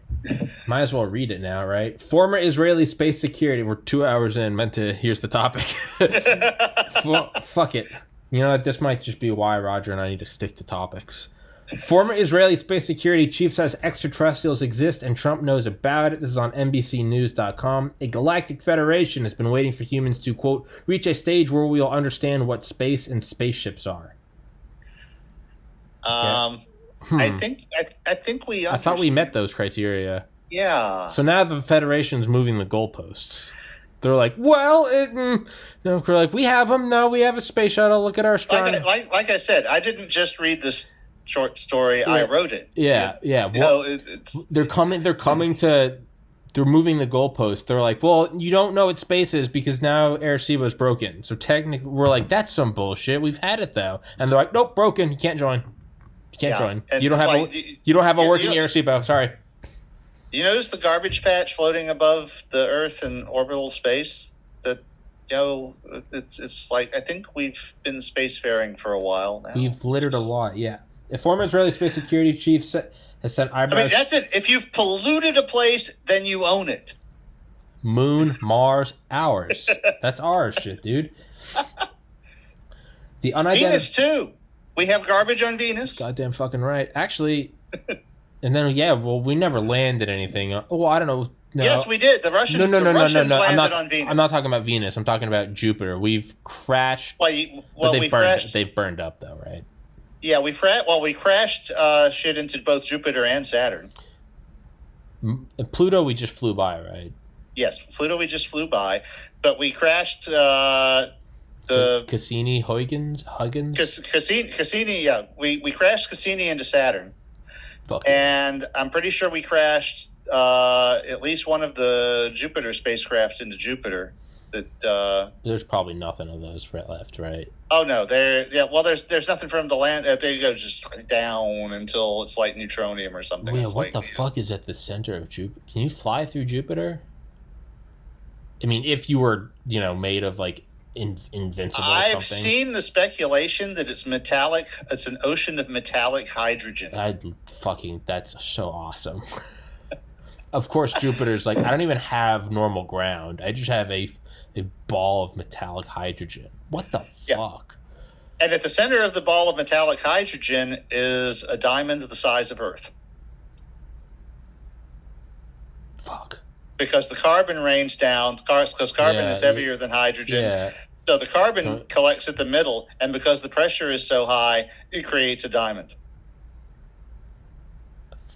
At least that's what some people think. I'll put it this way: that's what Arthur C. Clarke wrote into the 2010 series thing, and so that's good enough for me. So maybe if the sun goes like supernova, maybe it will blow away all the gas, and there'll just be a beautiful diamond. Yeah. Well, actually, what happened in 2010 was Arthur C. Clarke had the alien monolith turn Jupiter into a star by making it more dense so that it would be able to undergo fusion, even though it's not quite big enough, so that Europa could have land-based life. And in 2064, one of the things they find is that there's all these massive diamonds all over the place from the original core of Jupiter having been blown out during the explosion. I love that story of like alien life came to the solar system and they collapsed the giant planet known as the sun and said, "Let there be light." Mm-hmm. I love that idea. That's like, they just... I hope this is how it turns up. That this is what's happening. Well, the funny thing is, I was planning to read you a story today, and that story is about alien gifts. Really? The name of the story is The Fifth Gift. Well, that's what we're gonna do the next episode then. I wanted to talk. I'm trying to pull up the article. I wanted to talk about. We talked about what I wanted to talk about, so I'm happy with that. But I felt like we needed to get this episode out while it was still 2020. Yeah, well, it's topical. Yeah. So Normally, I don't really give a fuck about. I wouldn't push back a normal episode with you, but I was like, you know what? I just want to, on the off chance that the thing happens, and we get. Well, and I also saw you managed to snag a best-selling author to take my slot on Pearl Harbor Day. So, you texted me at noon. It's like, we're gonna see you at 5, bitch. And then 2 o'clock you texted me, and it's like, can we reschedule for Wednesday? Oh no, Jerome Corsi. Yeah, no, I had him on. I had him on at 1. Yeah, I had him on, and I was just, and then I had on before you today. I had on Ben Westhoff, who wrote Fentanyl Inc., which is a good book. And tomorrow I have. That does sound good. Yeah, it's very good. I can't remember his first name. Burton, who is a CIA counterintelligence agent, and I got to finish that book up tonight, and I have him tomorrow. But yeah, Monday, it was just like 1, 2, 3, and I was just knocking out these books, and I was just like, I didn't want to do an episode, cause kind of what you said, not perfectionist, but I don't want to put out shit. I was like, I don't want to show up on a Monday evening and be like, "What's up, Roger?" And just kind of like, I'd rather not do an episode than do a shitty episode, I got to a point where I was like, I just need to sleep. I'm with you. Yeah. So But so anyway, it takes me about half an hour to read the story. So if you are interested in hearing about alien gifts, since that is kind of the topic of today's podcast, fuck it. I'll go ahead and do it. Fuck it. Let me go take a piss and then let's do this. All right. I'll call it up then. Fuck yeah. Okay.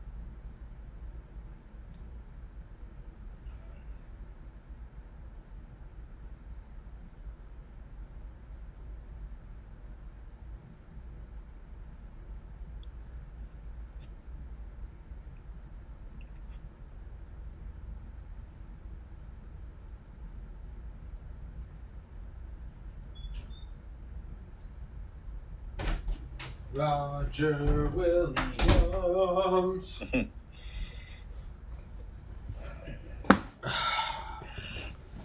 Okay.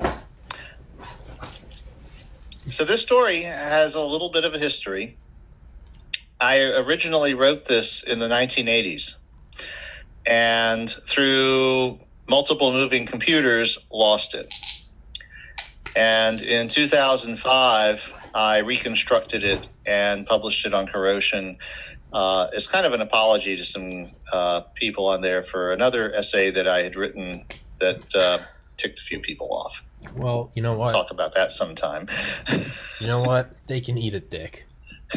Because remember all the listeners right now, just in case you've forgotten, if Roger doesn't have 340 million book purchases by midnight tonight, I will start killing a hostage every hour.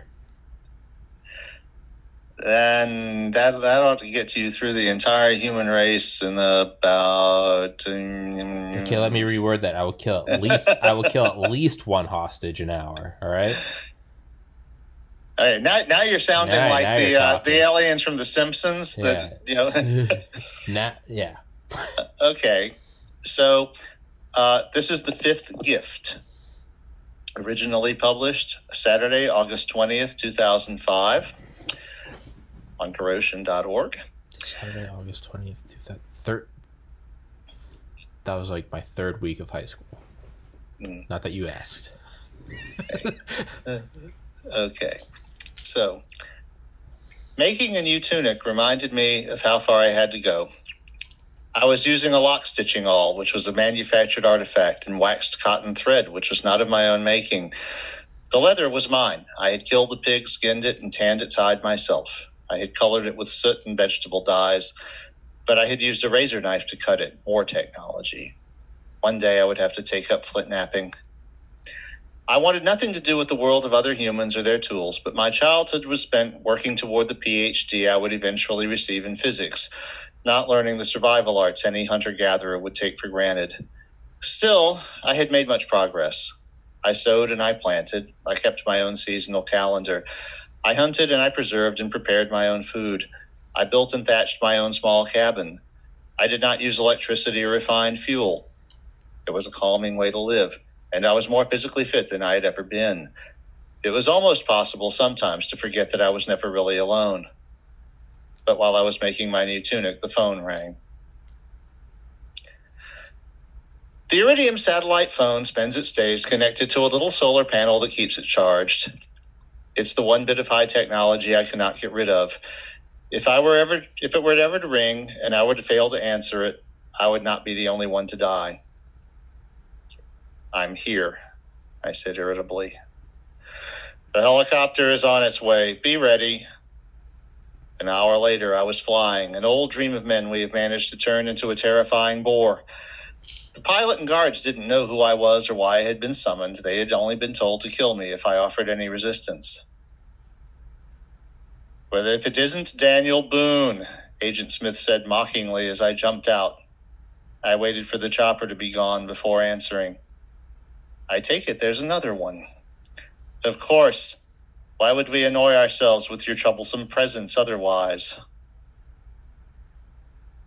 The first gift.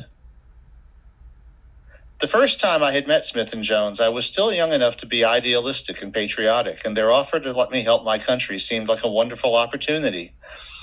After I signed all the forms and passed the tests, I was taken to this remote and nearly empty facility in Idaho, where I became the 9th person in the entire world to learn of the gift. It had been left outside the door of a farmer who lived near Indianola, Mississippi. It was an artifact, a solid cubic box about 20 centimeters on a side, and with a small array of pure copper posts sticking out of one face. It came with a small booklet written in a dense, confusing mix of technical jargon, maths, and attempted explanations in several human languages. None of the other 8 people who knew about it could make sense of this instruction manual, but I found that it made a certain kind of weird sense to me. I had been working on the problem for a week when I learned that the family who had received it were all dead. It wasn't the kind of thing I wanted to know, but it impressed on me the seriousness of what I was doing. The aliens called the box a matter generator. but we'd be more inclined to call it a matter duplicator. By connecting switches and potentiometers between the copper posts, it was possible to make the box mark off 2 cubic rectangular areas of volume. Make a certain contact, and these areas would be isolated within perfectly reflective fields. They could be expanded or contracted by altering resistances between the other posts. As I worked out the user interface, I built a little control panel for it. It was actually a clever way for the aliens to do things. Instead of trying to build controls we could use, they built us an interface we could attach to controls that made sense to us. It could also be automated. Once you had made the contact that established the shielded volumes, if you made another certain contact, the contents of the first volume were copied to the second. The machine copied metal, plastic, steel, and diamond with equal ease. Copies of copies of copies of copies were indistinguishable from the originals at any magnification, even using techniques like X-ray crystallography. The machine would also make copies of itself. The copies worked exactly the same way the original did. Smith and Jones wanted to know where the copies came from. The instructions were quite clear on that. Once you penetrated the alien jargon, they were created whole. The matter was not taken from some other place in the universe. It was made by the matter generator. The generators also didn't seem to require a power source.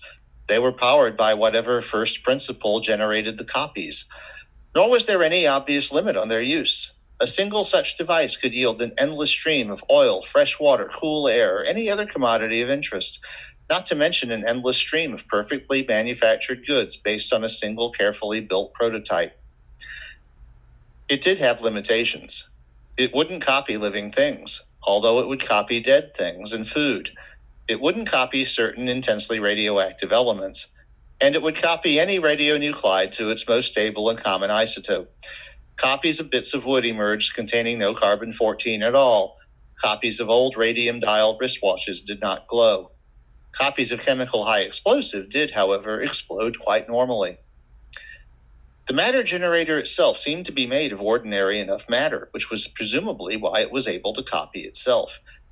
Chemically, it was a hard semiconductive ceramic material.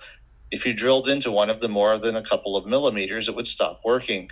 But no matter how we destroyed them, there was no indication of dangerous energy stored within.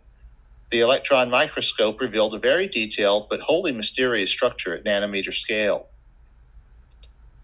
When I had learned all that I could, Smith and Jones locked all the matter generators and their copies and all the copies of things we had made and warned me that if I told any about this, they would die.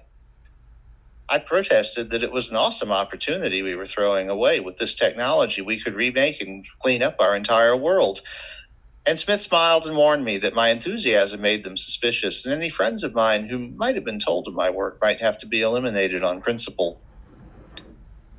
What sane reason could there be for locking this thing up instead of using it? I demanded. Suppose we do remake our world with these things. Then suppose one day they all stop working. Can we risk that? You tell me. We have no way to even begin to know how they work.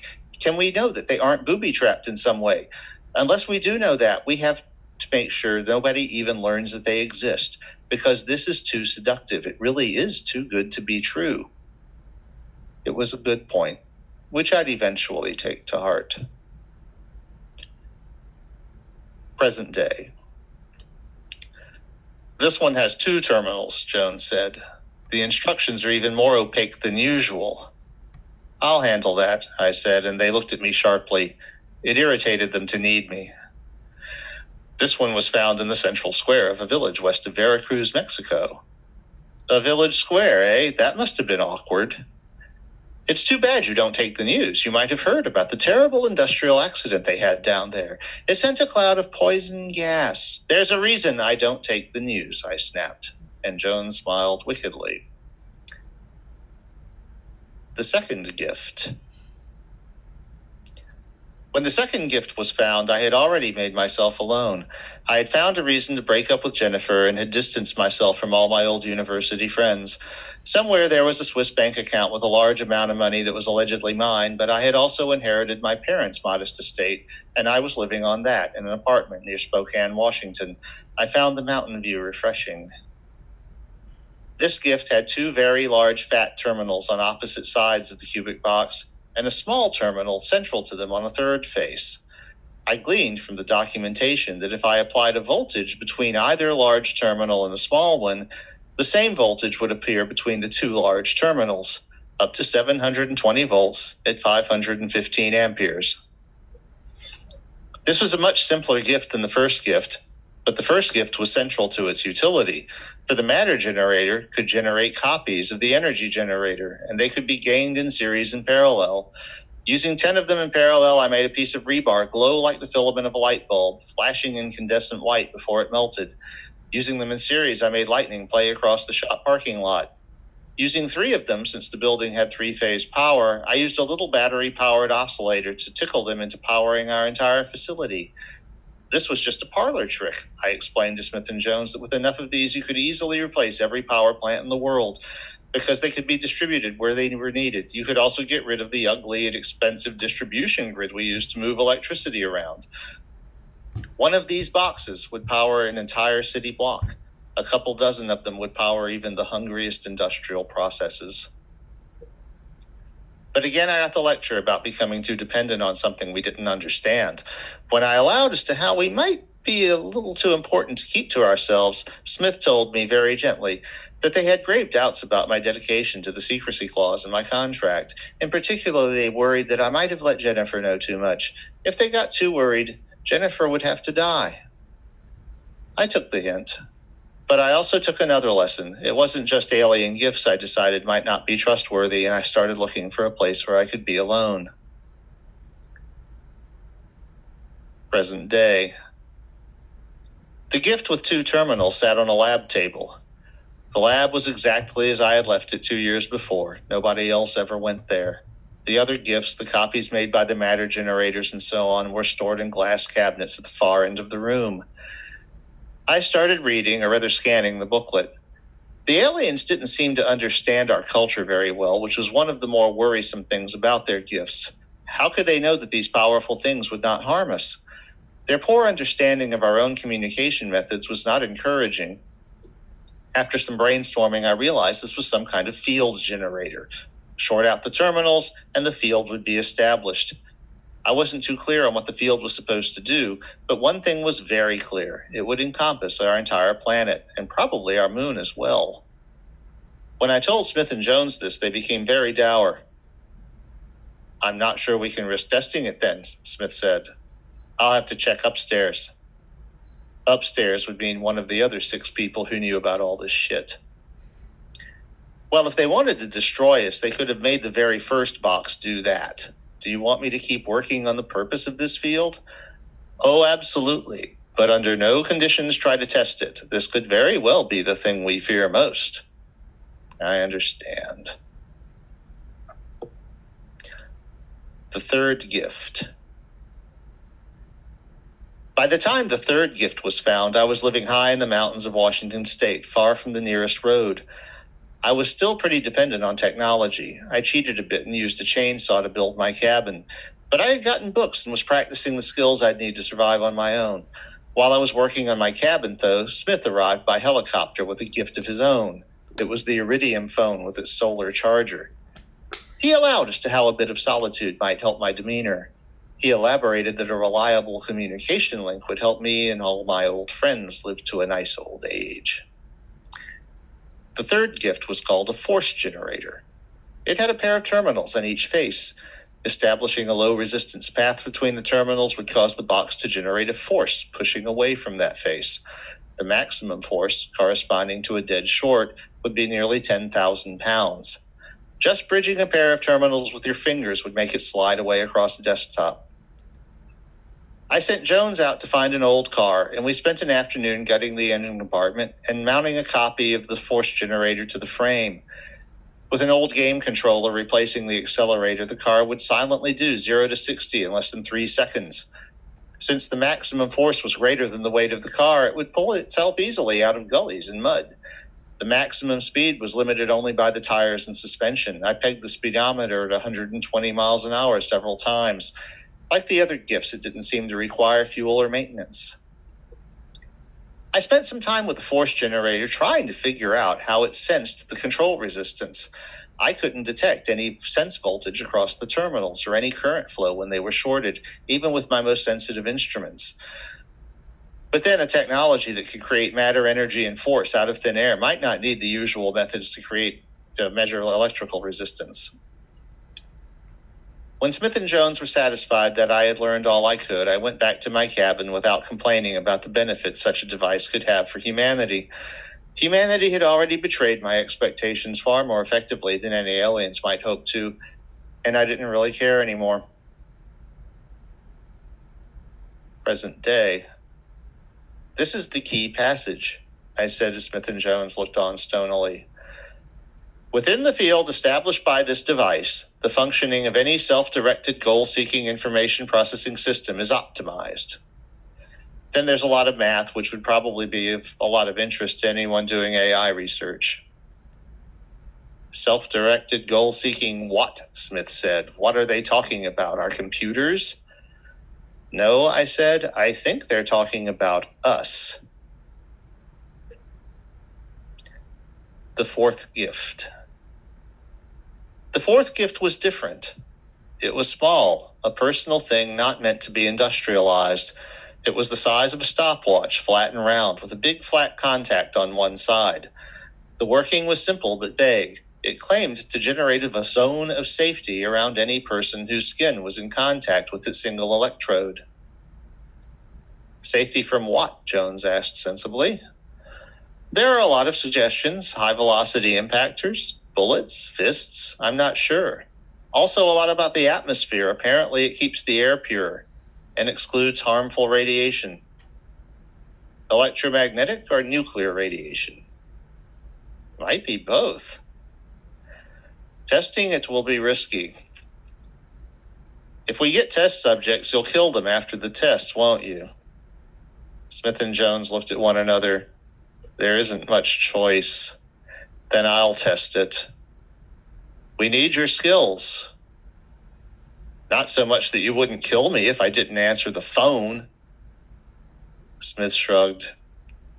It's a bad situation. Test it yourself then, but try to be careful. Your voice just drips with a concern for my welfare. But I was careful. It did indeed repel kinetic attacks. Anything that would be likely to form a bruise was repelled. I worked my way up from the thwack of a ruler to more robust weapons, finally asking Smith to shoot me. I think he enjoyed that test a little too much. The bullet stopped dead about half an inch from my skin and fell to the floor. There was no force pushing me back, and it didn't bounce. Yet the amulet did not seem to interfere with normal activities like touching and manipulating things or eating. I'm going to give this thing a real test, I announced after a couple of weeks. I don't expect you to like this, but I'm going to do it. They watched warily as I pulled an old large pallet board out of the shipping bay and bolted 3 force generator copies to it. I pulled the passenger seat out of the force generator powered car and bolted it to the center of the pallet. And I bolted a couple of large boxes to the front corners flanking the front force generator. I needed controls for what I planned to do, and thinking of where I was going to be going, I used my TI-83 graphing calculator.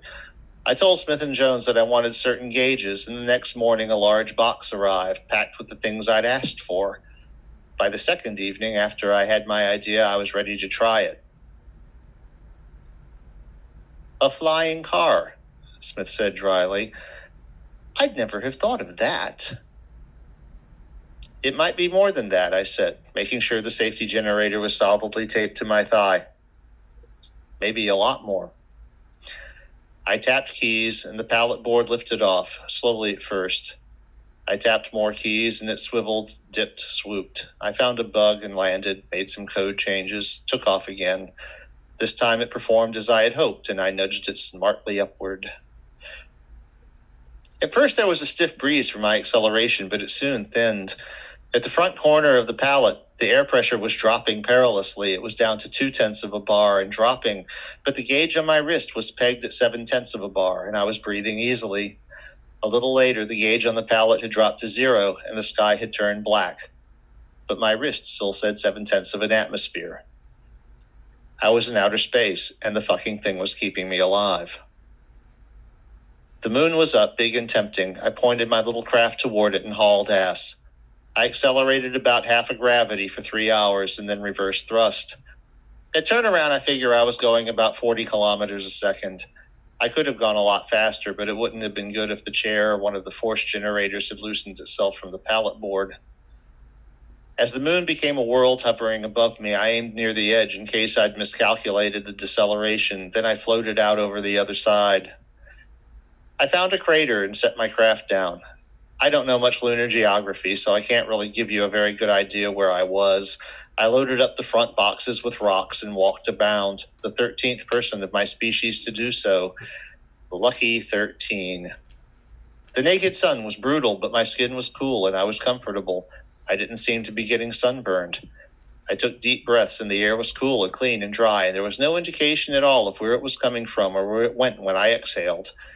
I looked directly at the sun, and its brightness somehow dialed down to a range that made it observable. It occurred to me that I had finally attained a measure of solitude that few humans ever experienced. All I had to do was rip the tape from my thigh, separate myself from the safety generator, and I could die on my own terms. But if I didn't return, all of my old friends would also die. I no longer cared whether I continued to live, but I wasn't yet at the point where I could accept responsibility for that. So I got back on the seat, strapped myself in, and floated up into the infinite blackness. From here, I could go to Mars or Jupiter or even some distant star, and with very little effort, one could use a gang of these force generators to outfit a properly equipped craft that could actually return home from such a journey. But instead I went back, with more difficulty than I expected, found the installation in Idaho, and delivered my load of moon rocks to a pair of rather dumbfounded agents. They made me take a physical, which showed no ill effects from my day trip in space. Clearly, the safety generator was as much spacesuit as it was mugger repellent. With such devices, it would be a trivial matter for humans to colonize all of the solid worlds of our solar system. But then again, what would happen if they just stopped working one day? I had my trip in space, and I took one rock with me home as a souvenir when I went home. The fifth gift. We've had an idea, Smith told me. That must have hurt, I said. The matter generator creates a perfect shield before the duplication process is triggered. We think you could test the new device within the duplication shield. It's certainly a better shield than anything we've ever built, but the book suggests this new thing is much more advanced. They seem quite proud of it. Well, the other thing would be to trigger it with a timer. Do you think the field would cut off if the circuit was interrupted? Yes, the book is very clear on that. Then let's test it in the duplicator shield with the timed cutoff. Upstairs, they think this is an acceptable approach. Well, who am I to argue with upstairs? So we set it up with the big alligator clips on the new gift and my matter generator panel. I set the matter generator controls to duplicate the test room into another empty room and wired up a trigger. The trigger would fire one time delay relay that would hold the matter generator shield up for 10 seconds, and another that would trigger a second relay in 2 seconds, and that third relay would hold the new device online for 5 seconds. I figured that would give me time to sample its effects while hopefully isolating the rest of the world. We made the arrangements, and I entered the test room. The agents watched through a closed-circuit TV link that we all knew would go blank when the shield was up. I used a big screwdriver to tighten all the wires and then hit the trigger. The walls turned mirror. I was within the shield, just like the time we tried to see if the matter generator would duplicate me. It had copied the chair I was sitting on and my clothes and my jewelry and my wallet, and even some threads we identified as being the permanent sutures from my hernia repair, but it didn't copy my body. This time we wouldn't even be triggering the copy function. The second relay clicked. The new device came online. The walls were no longer mirrored. I found myself saying shit. And then the sanity generator. 5 seconds.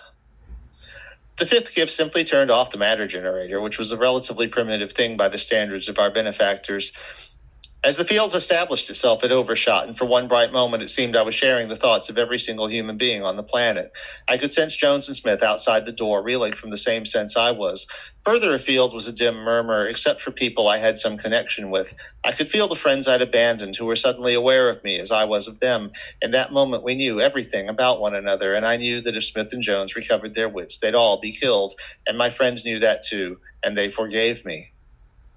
And I felt Jennifer. She had been seeing other men, but only because she thought I didn't care. I had abandoned her without explanation, now that she knew why, and the people I worked for would come to kill her. 4 seconds. My consciousness reeling, I tried to find anyone else to sense who wasn't going to die soon. Instead, I found someone so deep in gambling debt that he was staring down the barrel of a hitman's gun.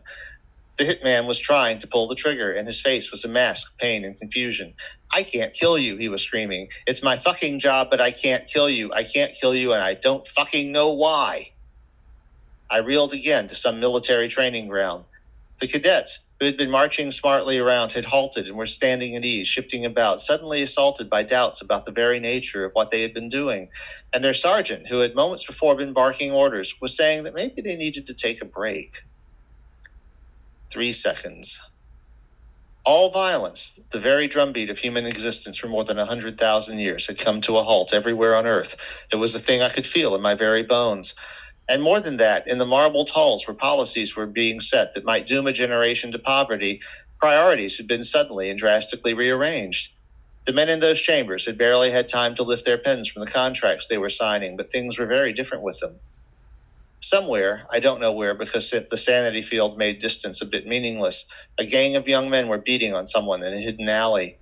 It was clear in their minds that they had intended to kill their victim, but now, suddenly, the beating stopped, and the leader pulled out a cellular phone and dialed 911 to call an ambulance. I could still feel Jennifer, and she could feel me, and her reaction was not the hatred I expected and deserved, but delight. Her faith in me had been vindicated. I had only acted to protect her, and under the old rules that had been a sensible thing. But now it wasn't necessary, at least for 2 more seconds. 2 seconds. Somewhere in a European capital, a man was riding the subway with 12 pounds of explosives strapped to his body and a trigger in his pocket. He had been clutching the trigger, playing with it, steeling himself for his final act in the war between his people and their oppressors. But now he left the trigger alone, and when the doors opened, he left the train and returned to the world. Out in the open air of a nearby park, he would unwire and take off the explosives. Deep in a London slum, a room was filled with torpid bodies which suddenly, quietly awakened. The heroin was no longer at work in them, but neither were they now addicted. They looked around with dawning expressions of horror and hope as if to ask, "What the hell am I doing here?" The field was leveling out. I was losing the sense of other people's thoughts and getting more of an idea of what the field was designed to do. And now I knew why the aliens were willing to trust us with these gifts we had thought so dangerous. To them, we were children, and these were the educational toys you would give a child so that he might develop to the point where first principles could be taught. This 5th and final gift was the most important of all, because, I understood implicitly, our benefactors had originally made it for themselves. This is why we did not have to fear the other gifts being suddenly denied. We would soon feel the same way toward all of our own, and to do such harm would simply be unthinkable. 1 second. There wasn't a single human being anywhere on Earth now who wasn't aware of the gifts. There wasn't a single human being anywhere whose urges to violence and self-destruction hadn't been suddenly and more sensibly been redirected. No wonder the aliens were so proud of the fucking thing. Except that the timer was about to go off.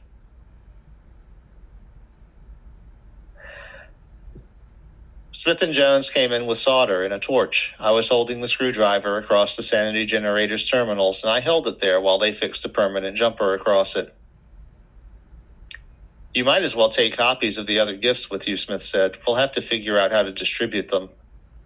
"It shouldn't be hard. We can duplicate our own panels along with the matter generators, and with them driving the process, it should be exponential.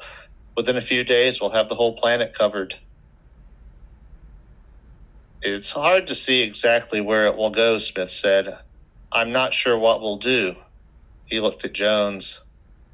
"You'll find something," I said. "You'll still be competent, well-controlled people, and nobody will resent what you did."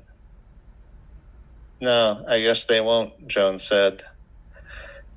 If you don't mind, I'm going to take the pallet flyer. I want to find Jennifer. Of course. They helped me load copies of the gifts into the boxes. Don't forget this, Joan said. He handed me a second copy of the safety generator. You might want to take your girl on vacation.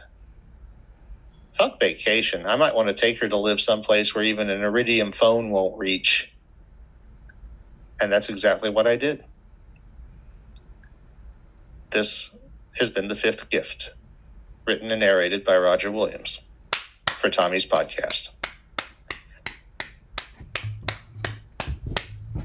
That was fucking insane. That's why you're my favorite author, because that sensation is what I had reading Mopey. That was incredible. I'm going to splice this off the end of this episode and upload it as a separate episode. That was fan-fucking-tastic. That was brilliant, Roger. Thank you. Truly, thank you. That was wonderful. That was beautiful. I thought you would like it. I fucking loved it. Yeah. I did a sort of a mini audit on myself after Corrosion went down the flaming tubes and realized that every story I've ever written that's fictional has been about the relationship between humans and some godlike entity. Mm-hmm. So that is obviously my hobby horse. Yeah. But yeah, but this was one of the first things I ever wrote. Like I said, I wrote it in the 80s, and then I lost my only copy of it, and somehow in the computer shuffle, and I reproduced it kind of as an apology, because I wrote another essay, which I guess I can read that to you sometime, called Hannibal Lecter, Transhumanist Icon. And a few of the Corrosion people who identified as transhumanists took issue with that. Well, fuck them. But I reconstructed that old story because I wanted to show them that, as I had said about that essay, that it's one of many ways of looking at the thing. You know, it's sometimes the godlike being is benevolent. Mm-hmm. Sometimes the godlike being is indifferent. Mm-hmm. Sometimes it is a more rich, complex thing. I thought it was beautiful, and it almost kind of ties in well with the whole Israeli space guy, right? Kind of galactic. That's why I thought it was like I was going to just like, well, okay, well, I was planning to read that story to you. That was going to be the topic. Yeah. And then after we discussed all this, it was like, well, you know, actually, this time fits really, really well. Actually, it couldn't have fit better, right? Yeah. So this was a take that I had in the late 1980s about how aliens might come, and you know now. And this story is a little bit of a Rorschach test, because there was a certain group that insisted on seeing the gifts as an eat here sign, that they couldn't see the possibility of it actually being benevolent. It had to be sinister. Yeah. So, you know, and I was like, well, if you look at the progression, though, it's like I don't see how you could get that out of it, because as the narrator himself says, the aliens just could have made the first gift a bad thing. Not even that. They could have just wiped us out without us ever even knowing. Yeah. And my feeling about it when I was writing it is that these aliens might not even have solid three-dimensional bodies. They might be like plasma beings that live in the heart of a star, or pure energy beings. And they're only aware of us because of the fifth gift thing, however that works. Yeah. And so they learned that there are beings out there that have other impossible. What I mean, they might be in a different dimension. They might be outside of four-dimensional time space. Yeah, but they learned of us just as all of the people on Earth were learning of each other in the last act through some sort of loving sentience. They found out about us, and so they gave us. They know that we need energy. We need the ability to make things. We need, so they provided our needs, and then they provided us the sense to not fuck ourselves over with them. Yeah. I like it, Roger. I think that's some of your best work. This is truly. Thanks. Truly. I mean, I am obviously a diehard of Mopey, but that had the same effect on me as Mopey. It's just like it starts to dawn on me what's happening, and it's like, fuck yes. And what it reminds me of is in Mopey when it's like they go to the White House and it's like the president resigned at noon. It's just kind of like, well, all right. Well, you know, it's like you said, like Reagan, like, the act's up. All right, well, you know, just kind of walk out the front door. Whatever. Yeah. It's over. Yeah. Doesn't. Well, because in my mental space, it was Reagan. Yeah. Well, I know. It's like, yeah, Secret Service is just like, all right, you know, they just leave. Yeah. It doesn't matter. He's an actor. He knows when the job is over. Yeah, no. He's like, all right. He's like, I like the energy, everybody. You know. And cut. It's like, all right. But it's like this act that's been going on since the dawn of time. And it's like we just hit this break and everyone's going to the green room. It's like, oh, it's over now. And that's what I liked about it. Yeah. Roger, that was fucking brilliant. That truly was. But let's wrap this bitch up because I'm starving. But okay. I don't think I've ever ended a podcast for food. This might be a first. I think you did before. Well, yeah, I like that, man. We should definitely do more of, because the 2 episodes we've done where you read, I've thoroughly enjoyed them. You're 2 for 2. I think we should do another episode where you narrate. All right. Well, and it's like once I figure out what the hell happened with the fucking microphone, then I'll tell you what. Next time, if we don't have another topic that gets in the way, I'll do Passages in the Void. Fuck yeah. Which is, it's 10,000 words, so it should take about an hour. Fuck yeah. I'm down, man. I thoroughly enjoy it. I thoroughly enjoy, I get to be the audience member. I thoroughly enjoy it. Yeah. Now, the one thing is that you might notice that I was facing the camera. What I did is I put the zoom thing off on the side monitor and put my source material on the monitor under the camera. Yeah. So that I would be watching you. Yeah. But that also meant I couldn't see your reactions because you were over there. Yeah. Yeah. But actually, Passages will be good for at least 3 stories because the first 3 stories were each about 10,000 words, and they start with the human race going extinct and artificial intelligences picking up pieces. Fuck yeah. In our stead. Fuck yeah. So yeah, those are the godlike beings in that universe. Fuck yeah. I mean, who else in the world gets to read a book, realize that this is their favorite author, meet their favorite author, and then have their favorite author narrate stories by them that I haven't heard to me? And like, how many times in human history has that happened? Where you're like, hey, J.K. Rowling, I loved Harry Potter and the Sorcerer's Stone. She's like, why don't you have a seat? I'm going to read you the next 6. And you're like, fuck. Are these actually, if we do Passages, the 3rd of the Passages stories, each of which is about 10,000 words, actually got published. But I was paid second. I didn't have first North American serial rights anymore because I had published it on Corrosion. So I was paid reprint at a penny a word. Bastards. I was gonna say, wait, 10,000. Oh, wait, so that's what? It was $100 and some odds, like $100.51. Not bad. Not bad at all. Hey, bought beer. Yeah, and the guy who bought it was published by a startup magazine called Bull Spec, which is, I don't even know. I don't know what that. Yeah, it sounds like a fucking. It sounds like a boner supplement you'd buy at a gas station. But the guy, before the guy started his magazine, he asked if I would be willing to sell him the reprint rights to that particular story, and I was like, yeah, sure, man. And it was 4 years later. Fuck yeah, I think that's badass, man. Well, let's I'll text you. Let's definitely set up a date next week, and yeah, man, let's absolutely do that. Fucking, I appreciate it, dude. That was such a treat. Thank you. Yeah, and I'm gonna I'm gonna cut that off the original and upload it as its own episode because I don't want it to be. I don't want that to be lost in the podcast. I want that's too good to be hidden. So that's what I'm gonna do. So yeah. Oh, dude, you're gonna actually do some audio editing?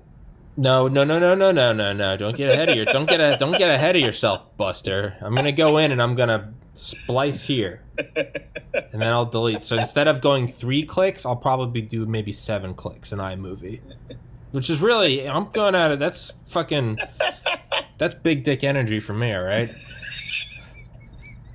For everybody listening, I used to say it a lot, and then I stopped because I didn't give a shit. Podcast available on BitChute. It's not on VO anymore. VEOH. It's some weird Japanese website. They stopped letting me upload after like 250 episodes, which is fucking gay and retarded. So fuck them. DTube, same thing. I uploaded like 100 episodes, and they're like, now it's only $5.99 an episode. I was like, I'm not fucking giving you money to give you content that you can put ads on. But I learned of a new website this morning, Rumble, that I don't think is new. I think it's smaller than BitChute. Maybe it's bigger. But it's another alternative to YouTube. And that's because as of today, YouTube says that if you post anything that they consider fraudulent election news, your channel can be yanked.